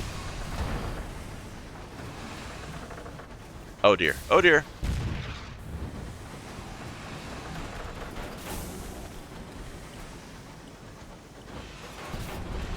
Give me a chance to repair, please. Good.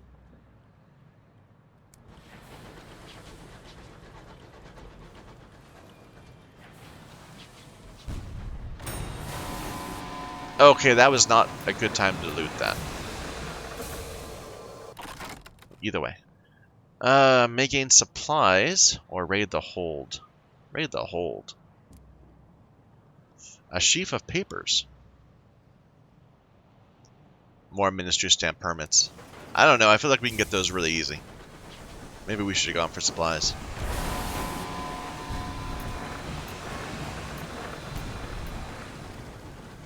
Yeah, push you right into the whoa. So he's got like a shotgun sort of thing.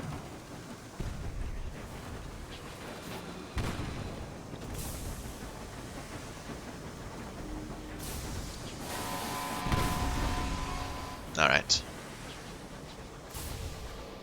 Lots of fighting. Search for survivors. Try to gain crew. Good chance of success, but we're almost full. Just loot the hold. A distressingly odored barrel. No one is keen to get close. Another uncanny specimen. Whatever. But yes, we've not finished the host's quest, so we're just here for, you know, resupply and dropping our terror. And exploring. Getting our experience up.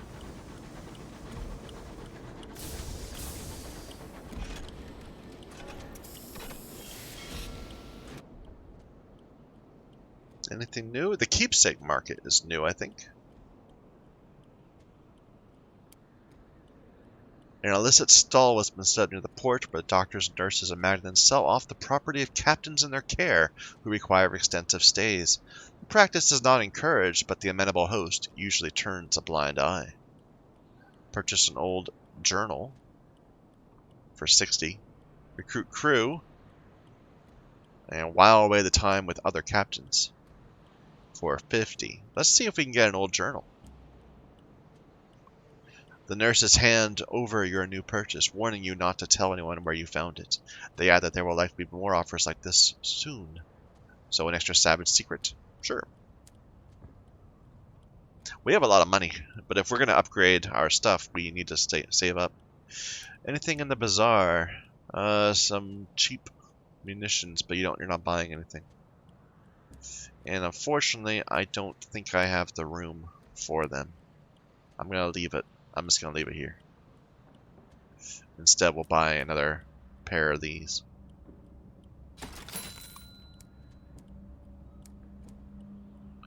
But we need to get rid of some of our terror, so please treat our terror. All treatments lower terror equally. So we have 2 savage secrets, we have 3 gossip, 3 uncanny specimen. Let's try us uncanny specimen.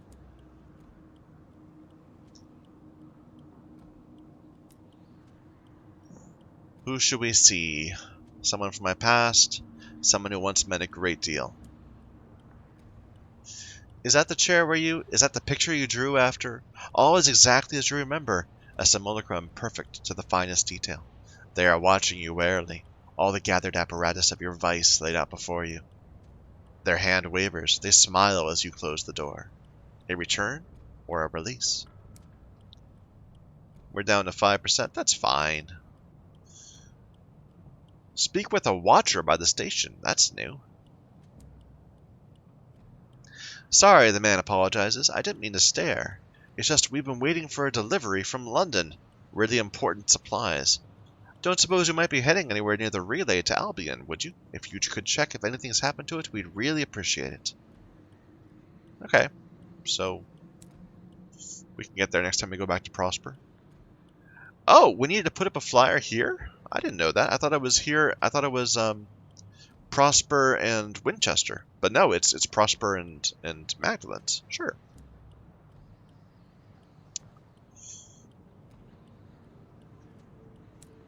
Okay. And we do need that port report. And that's it. Right? Yeah. Do we need to go to Winchester for that? I mean, we're going to anyway. So never mind. Should we go down to Avon? Maybe try to find a port down here near Trader's Wood? Like, what do we have to do right now? What do I have in my hold? We have some bronze. We have a lot of stuff in our hold. We need to deliver flowers to Titania and Avon. 3 sacks of verdant seeds. So yeah, let's go and give that to Port Avon. We'll go south and around. I would like to find some more marauders that we can potentially kill for Hull or Tacitus. Oh, this wind is actually really resisting my ability to go this way. I don't remember seeing that before. We've come this way before.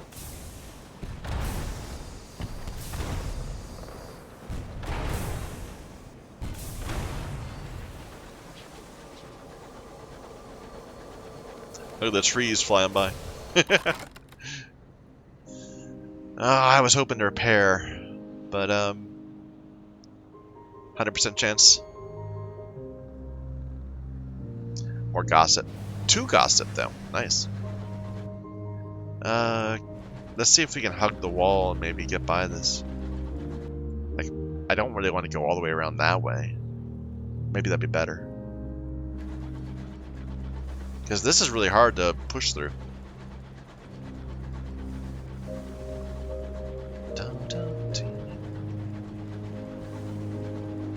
It's okay. We're making some progress.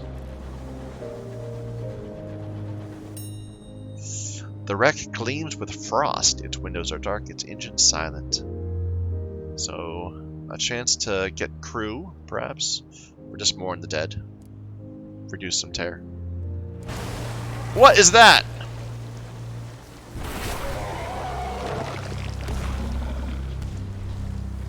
It's like a Tacitus scout with tentacles.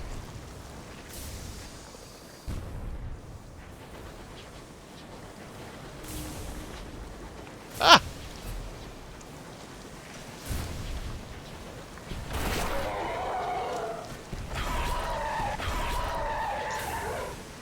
I don't like those noises.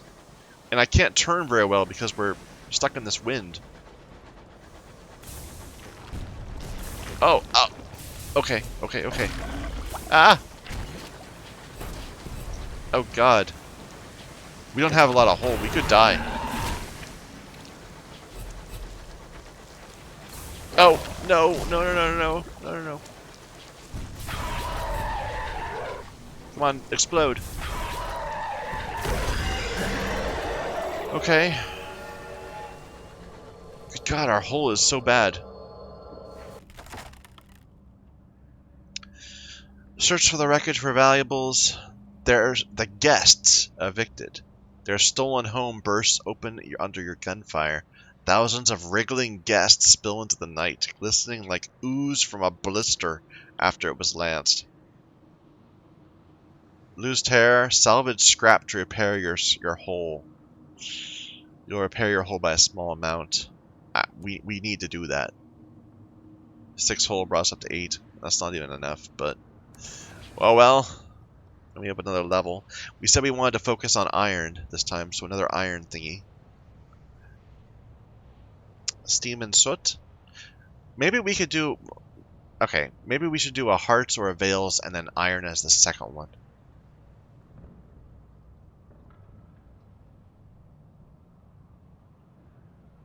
Because we've been doing iron things a lot lately. Not veils, mirrors. So... mirrors, and... You spent your youth in stuffy sitting rooms and chandeliered parlors. You were not ungrateful, but your life was hedged by bounds of civility and expectation. You had to disobey sometimes to discover who you are. When you had to rebel, how did you do it? Openly or secretly? Openly. Okay. Now, I'm thinking, let's not explore. Let's just go straight to Avon.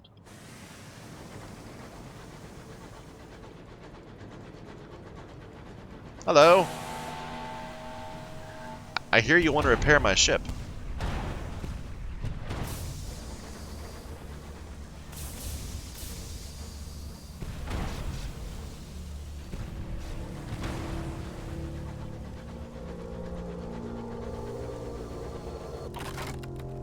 Yep. There we go. Now we're much better. We're above the 2/3 mark. That makes me feel so much more safe.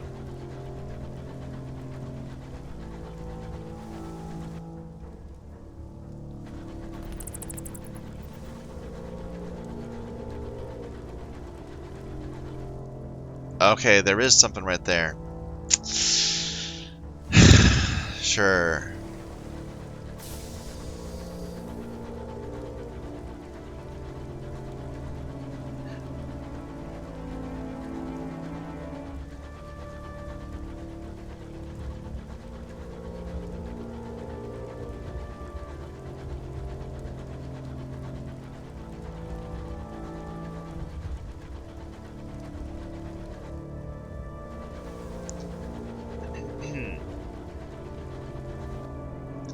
A medical emergency. Oh, yeah, that guy was sick. We were going to send it... Okay. The settler from Port Prosper staggers onto the bridge, clutching his throat. I don't think we could have gotten him to Titania in this time. He appears to be in some distress. Hair sprouts like an invasive weed from every follicle in his body, forcing its way out. Return to Port Prosper, keep it for study, or throw him off. Throw him overboard. Keep it for study. You ignore the looks the crew gives you as you order the corpse taken to the cold storage. Those with hearty stomachs can assist with a thorough examination later. For now, the mop and broom. Hey, we got a condemned experiment. That's pretty nice. Too bad we lost our settler. That's our only one, right? Yeah. We saw that as like a level up reward, but...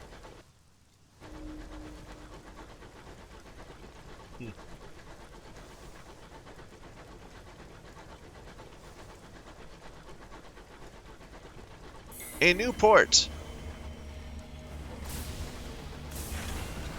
The Somerset camp. I was expecting Trader's Wood. That was why I searched, because there was the label there. I guess it is Trader's Wood. Okay. It's just, this is a part of Trader's Wood. First of all, let's check what's here. You are selling seeds. So many seeds. Okay. And supplies. Unfortunately, what's our hold full of? Like all sorts of stuff. Nectar and stuff. More seeds.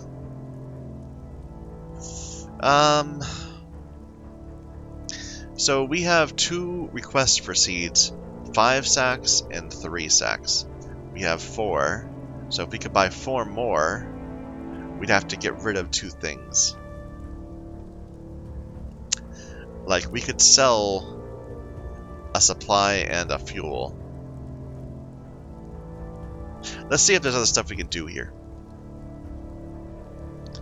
So, the wood's edge. The wood is vast as a felled giant, and fathomless as a great ocean. Careful expeditions are required to go deeper into the wood. The forest is rich and wild in the verdant species of the reach. Exploring the starlight-dappled edges of the wood could be profitable. You may only perform one of these actions a fortnight. The wood guards its secrets. So we could gather seeds, we could hunt for a caged catch, or we could sleep here for a vision of the heavens. Like, these are all pretty bad chances. Let's go for the, I mean, technically probably the vision of the heavens would be the best. It depends on, like, what the negative outcomes are. I'm gonna try for this. Because we can buy seeds cheap here. We now have one vision of the heavens. The hill overlooks a river that courses its way into the deep wood. The rushing sound is soporific. The ground of the hill is cool and soft as a freshly laundered linen. You wake entirely refreshed. Your dreams drift away like balloons on the wind. There is only the dim remembrance of starlight, washing over the hill like a silver tide. Okay. A campfire. 3 figures draped in scholars' robes. They huddle around a campfire. They are arguing about kings. A banner in the colors of Somerset, London University's most respectable college, gleams in the firelight. As you approach, the discussion dies. One of the scholars, a woman with a fierce expression, stands up. Only scholars should be here. Are you one? No, I'm not. But I could give them some supplies. I can buy supplies, right?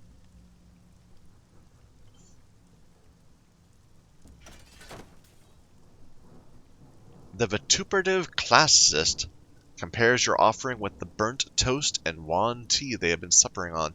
Well, all right, I suppose. This woman is a vituperative classicist. Her companions, a dismal paleographer, a forlorn young man, and a feckless theologian, a handsome youth with an easy smile. They explain they're here to enter the regent's grave, where they believe a sleeping king lies buried. They do not agree as to the king's identity. Unfortunately, the college has cut our funding, the classicist explains. Speak to us if you'd be interested in helping. The shadow of the barrow falls over the camp. A mournful wail carries on the wind. A cluster of scholars has set up camp on the wood. Their funding gone, they struggle to continue their research into whoever is entombed in the regent's grave. The wind howls in the trees, and the skies threaten rain. The scholars huddle in their tents, brooding over papers and conspiring against colleagues. How can I help? Your inquiry induces a rare spirit of cooperation in the scholars. The last expedition into the woods found a document written in the correspondence. It contained directions to a place called the Steward's Font, the theologian explains. Alas, that is all it needs to break their alliance. The paleographer begins to argue that the steward was a chief position in Charlemagne's household. The classicist makes a pointed reference to Inanna's husband. The theologian's smile is forced. If you could find the font, it would be an immense boon to my work. There are sputters of protestation. Our work. You can begin expeditions. Okay. Let's speak to the theologian. The theologian's tent is the largest of the 3. Its interior has been decorated with carpets and throws, which trap the smoke from his hookah. The air is a scented fug. The theologian is reclining on cushions, drinking wine. What do you think of your colleague? The theologian smiles innocently. Yes, we used to know each other very well indeed. This was back at college, before all his passion got sucked out of him. He sighs. Some people cannot accept change. And the classicist? She's very talented and very funny, and not at all nice, and she's furious with me. Why, he won't say. I think I've done enough damage with both of them. If it weren't for St. John and the academic senate sending me here, I doubt I'd have ever seen her again. Until she became principal, of course. What is your theory? The theologian's eyes widened. He is delighted to have been asked that question. According to the Legenda Aurea, St. John is sleeping somewhere, waiting for the coming of the Antichrist, which would mean the end of the world. And what is the high wilderness but that? We left the world behind, and the stars are going out. And just after we arrive, we discover a tomb hidden in an ancient wood. He runs a hand through his hair. Sometimes we must have faith. Okay, let's talk to the other two. The classicist's tent is practical and largely unornamented. The interior is damp from her various walking clothes, which have been scattered across the floor. Old playbills and gaudy costume jewelry hang from the tent, like charms. The classicist is pacing the tent reading Herodotus while smoking up a storm. Ask her about her theory. Why do you believe the Sumerian deity Inanna is buried in a forgotten tomb in the high wilderness? Isn't it obvious? Fine, I'll tell you what I told the academic senate. The high wilderness is heaven. Not as the church conceives it, but as the Sumerians did. A place of stars and chaos and impossible powers, in proximity to and affecting our own world, but far, far removed. She pauses for breath. Inanna, the queen of heaven, entered the underworld in search of her husband, and was trapped for a time. That is the myth. This may be the truth. She waves her hand dismissively. Besides, we made some promising discoveries in the wood. What do you think about your colleagues? Her invective goes on for an hour, and she only remembers to fetch you tea midway through. A liar, and a traitor, and a fool, she says, spooning in entirely too much sugar. I loathe him. Her hand shakes as she pours. And the paleographer? She laughs scornfully, but refuses to be drawn. I will not waste breath on the undeserving. What a contemptuous woman. Okay. And the paleographer himself? The paleographer's tent is some distance from the rest of the camp, and almost in the forest. It's smaller and more worn than the tents of the others. Inside, the tent is both warm and sturdy. No rain leaks through the oilskin. The paleographer's inks and reference books and old theater handbills are neatly sorted. The paleographer is at a little desk, conjugating the subjunctive. Okay.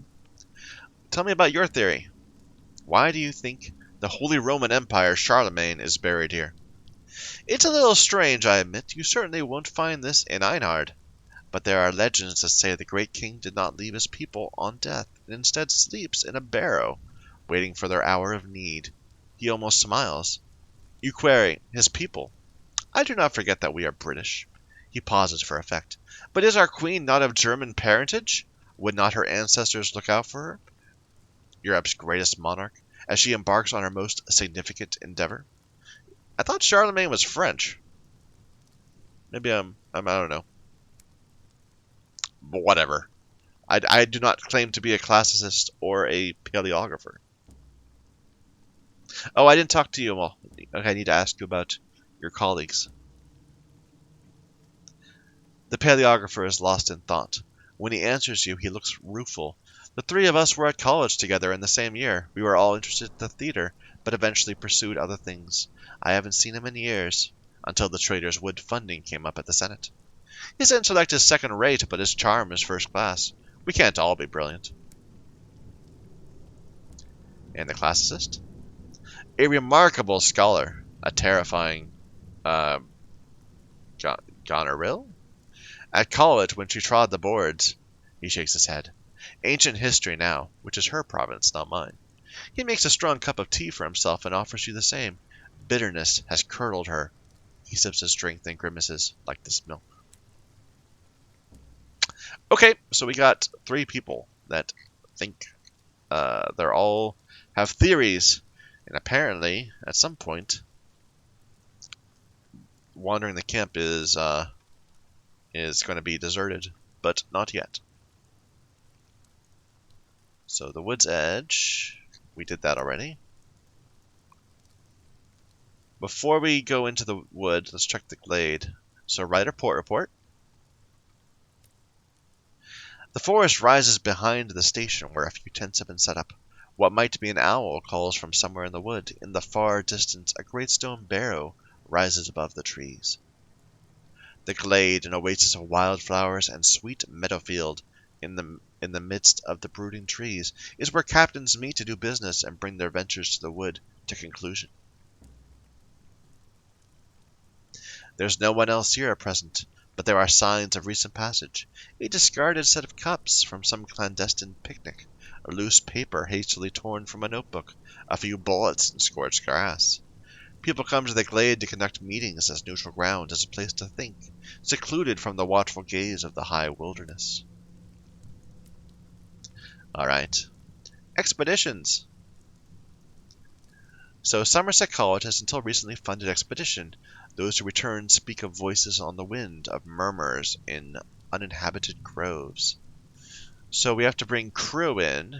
The more you take them, the likely your success, but at risk of losing them all. And we need to spend supplies and fuel. Well, this is not the kind of thing that I think I need to do right now. Because we don't have... We're full of, stuff, not supplies. And our crew, we have decent crew, but we can get more. So another time, we'll come back. So, I'm still facing my question. Do I drop some supplies for more seeds? We said we wanted 4 more. We can hold 3 more. Should I sell 1 fuel?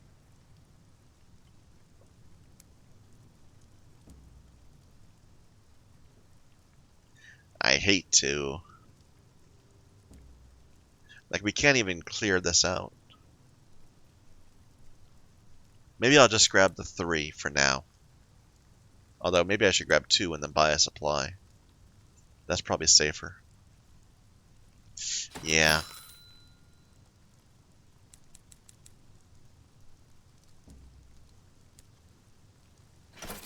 Alright. Let's get back up to Port Avon.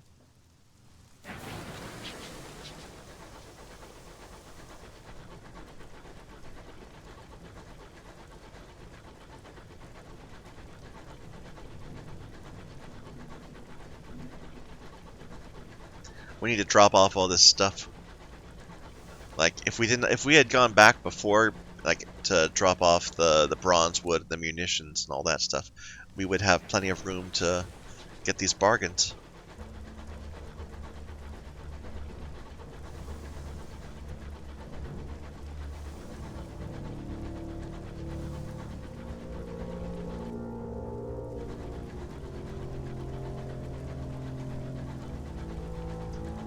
Maybe we should fight fewer Tackities and just hurry on to our destinations. The Palewood. Then we wouldn't get more stuff. But stuff is money.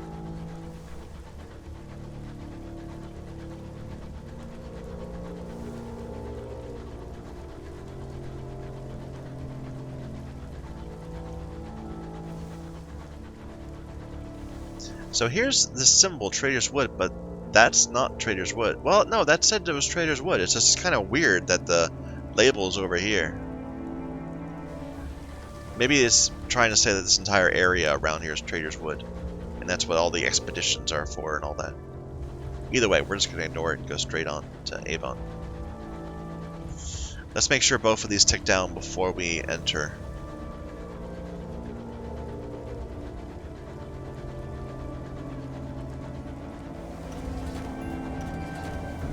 Hello?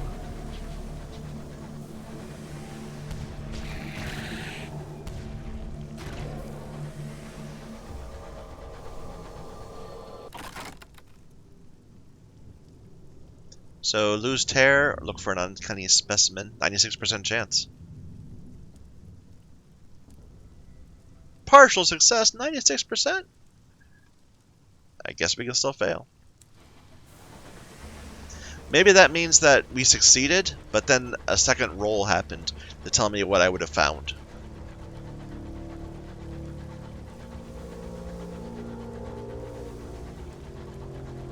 I think we've done terrible with our hunts. Like, we have not killed any other creatures that are of interest.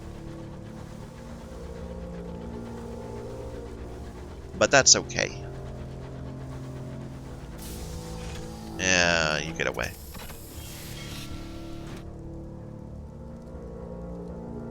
So first thing first, let's check the bazaar. Oh, you need seeds. Oh. How many seeds do I have? 6. So we could do 3 and then 3. Oh no, that is this. Never mind. Sure. And we increased our welcome here. Good deal. You're selling hours. Mine from the sky. Not now. So, you get a port report. Buy cheap fuel. Or get cheap repairs. At 25, I don't know if that's worth it.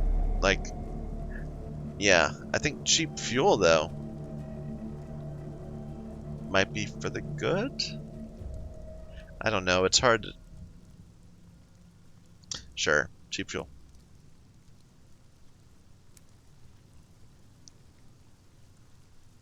And we can write that port report. What's our welcome at? Well, we can increase it. We have plenty of gossip, right? We have 4 left, and our welcome is 5.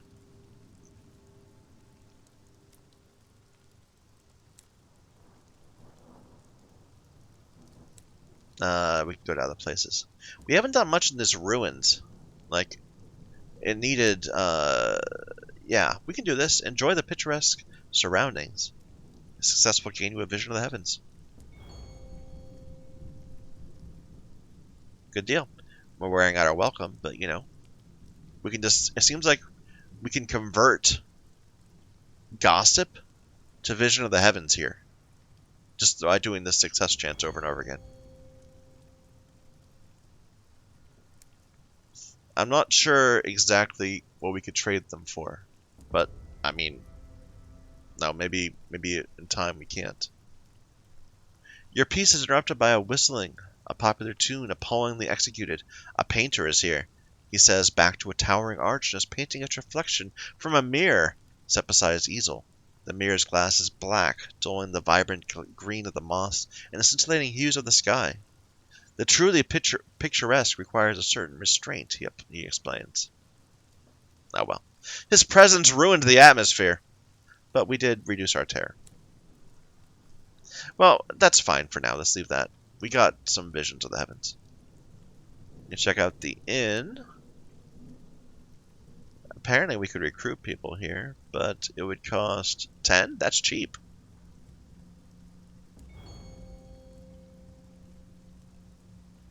They don't even ask for an advance.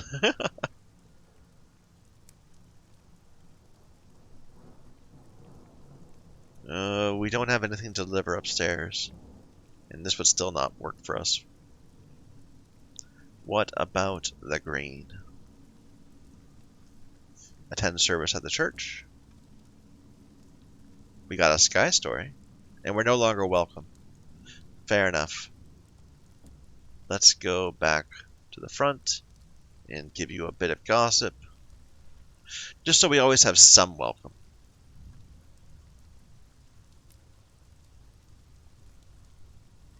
Now, we could go back and get more seeds from Trader's Wood. Or we could just buy these hours and go on. I think we'll just buy the hours and head on. We'll get seeds some other time.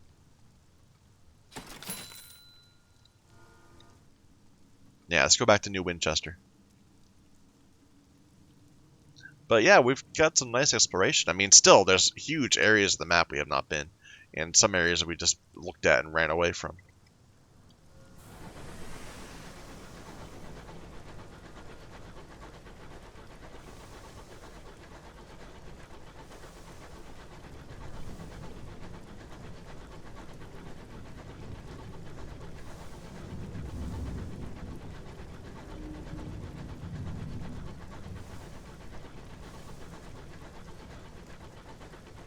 trying to think. I mean, I know that at Titania we can sell Sky Stories. Is that where we sell the inspiration? I think so. Also, I'm not sure of the rate. Like, I'm not sure if trading gossip for is worthwhile. Probably it is, because I don't think we have anything else to do with gossip.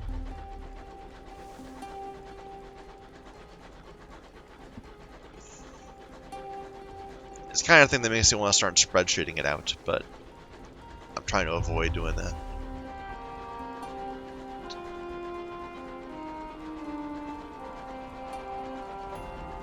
Hey, we're still finding new places, even so close to New Winchester. Let's turn in our port reports.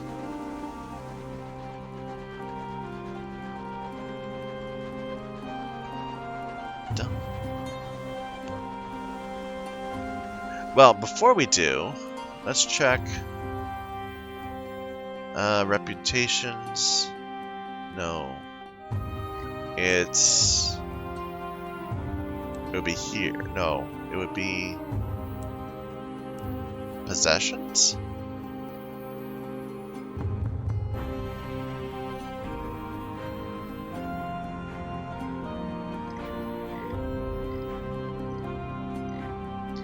Where does it tell me the... God, we have so many quests we haven't done.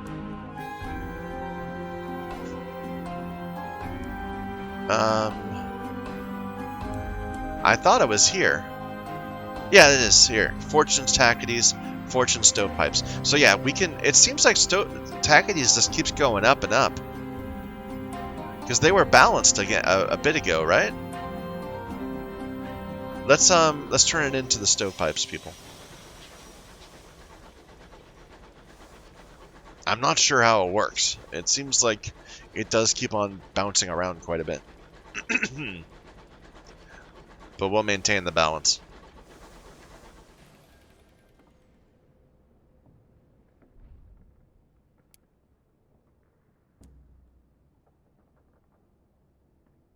$500 sovereigns. Now they're up to 23. See, look at them. Now they're both below 25 and 25. There's something going on where it's... I don't know.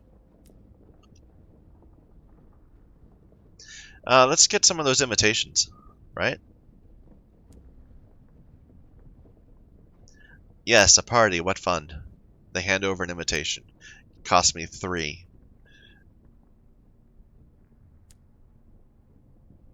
Why don't we just go ahead and get 2?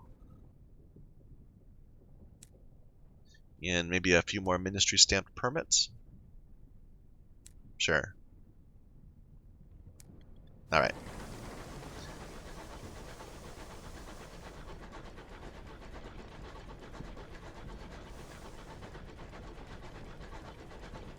I don't know, I'm kind of regretting that I didn't go back and get more seeds. But that's okay.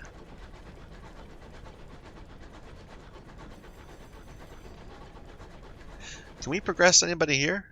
Yeah, you needed stories.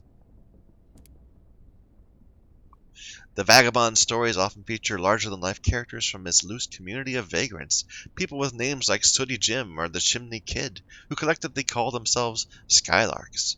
They hitch rides on locomotives, sometimes without permission, and scrounge a living from port to port. I'm their king, says the Vagabond without humility. I taught half of them how to tie a bindle. We hold monthly gatherings at Port Avon. You should accompany me to the next one. Okay. So, I guess we should have done this before going to Avon. My bad. What about you? Yeah, you need money, right? So gamble with him. You find the game underway. The driver sits cross-legged in front of a pile of freshly won sovereigns and 3 newly impoverished members of the crew. A stoker angrily throws an expensive watch onto the winning pile of winnings and departs in a fury. Reverend, care to make a wager? Oh, our chance of winning is terrible. It's only 25 though. Sure. Hey, we won. Nice. You spread your cards out. The driver plays with instinct rather than a strategy, betting everything on what turns out to be a terrible hand. Your luck is stronger. An entire royal succession stares up from the table. The other competitors can only grumble as you claim the pot. I hear you used to be a test driver, says the quartermaster. The driver nods. You'd never have thought it. As a child, I loved my trains. Very ordered, a safe little space where they could go round and round and nothing could go wrong. It was only after the crash that I realized I needed more. I suppose surviving that taught me there was more to living than simply being alive. Another round? Sure. And again we succeed. Sure, okay. That's it. Wait a minute, no, there's more. This is different. Wait, you're a stain rod, as in Leadbeater and Stain Rod? Demands the crewman. And you're still taking coins out of our pockets? The driver shrugs. Black sheep of the family. We don't talk much. Not since the accident. Mother didn't approve of my new career, and father, he's... Well, anyway, they shuffle the cards, smiling with confidence. Never bet what you can't afford to lose. The driver deals the cards between players. The cook and a crewman whose name you can't place at the moment watch each other with barely disguised suspicion. Well, let's leave. We're done with that.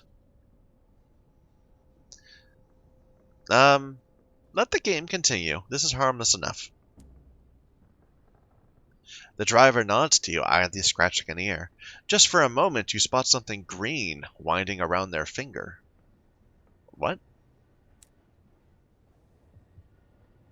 The driver has no tolerance for uneventful voyages. When not on duty, they stare through the stained glass windows as if willing excitement to ride in on a wave of disaster. When they take the wheel, the rest of the crew grips the nearest available supports and whisper quiet prayers to the gods. They keep scratching their ears even while driving, a nervous tic, maybe a sickness that might spread among the crew. What? Oh, yes. The driver scratches again. It's nothing, just a little earache, I'm sure. It comes and goes. Their knee trembles with frustration of being pulled away from the wheel for even this short conversation. See? All fine now. Recommend a visit or order a visit? We are the captain. We are going to order a visit. Not necessary, the driver protests, scratching at their ear with renewed force. A look of pain flashes over their face for a moment. Perhaps.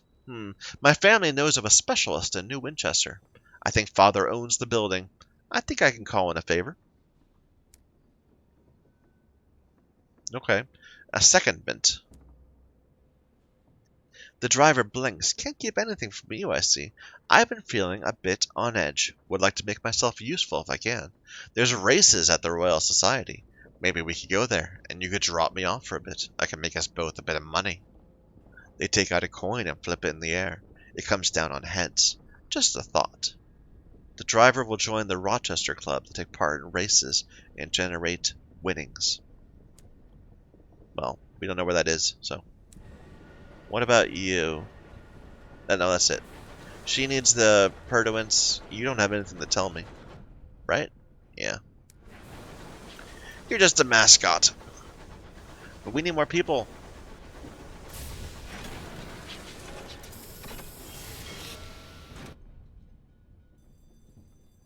Anything new exploring? Oh, now we can do this. Yes. Okay. Escort the driver to their doctor. While the doctor conducts her examination, the driver asks you to update their old records with their current employment. You take a moment's pleasure in the driver's ridiculous middle name, and pass over the field on gender, straightforwardly crossed out. Their address was last an eyebrow-raisingly prestigious New Winchester townhouse. You amend it to the name of your locomotive.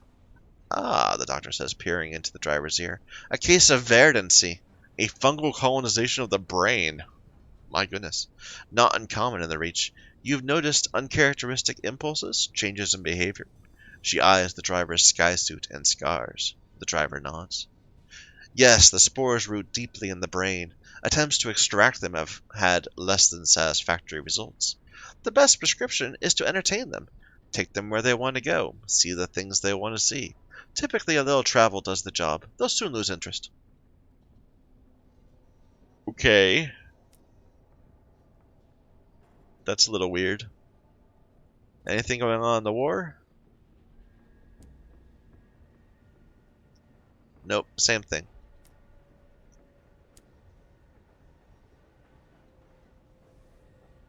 Repair my locomotive. Actually, before we do... Well, no, we should fully repair.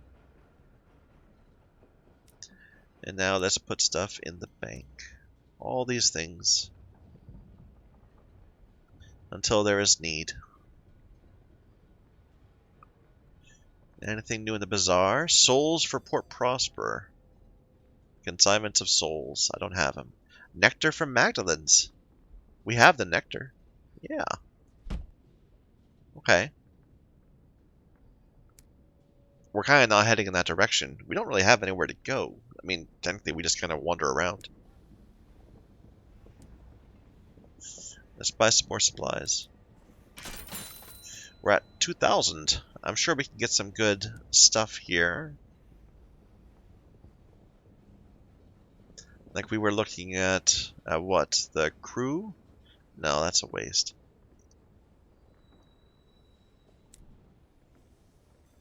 We have a bridge slot, a plating slot. Let's get that. Bronze wedge shielding. Increased our armor a bit. But apparently we need to repair our way into it. That's mean. We could buy a second one of these. I don't see a point.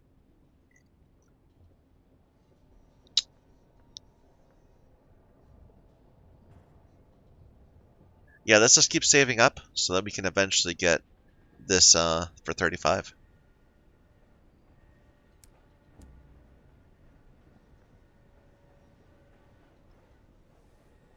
And this needs, what, 5,000? Yeah. Okay. We do need to repair again.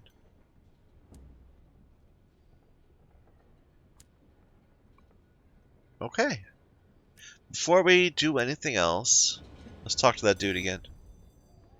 Converse with the driver.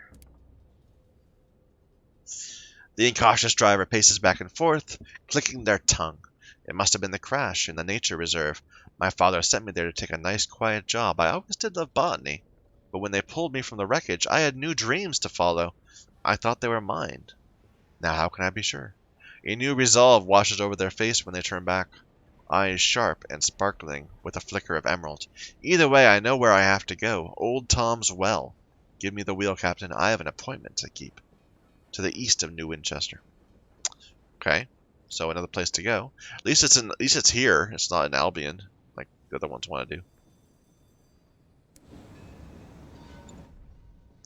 You know, I think I'm gonna actually stop here. Where I said I was gonna stop short of 3 hours. I wasn't gonna do another big 3-hour video again. 2.5 hours, I think. We'll make baby steps towards more reasonable times for my videos. So thank you everyone for watching. Until next time.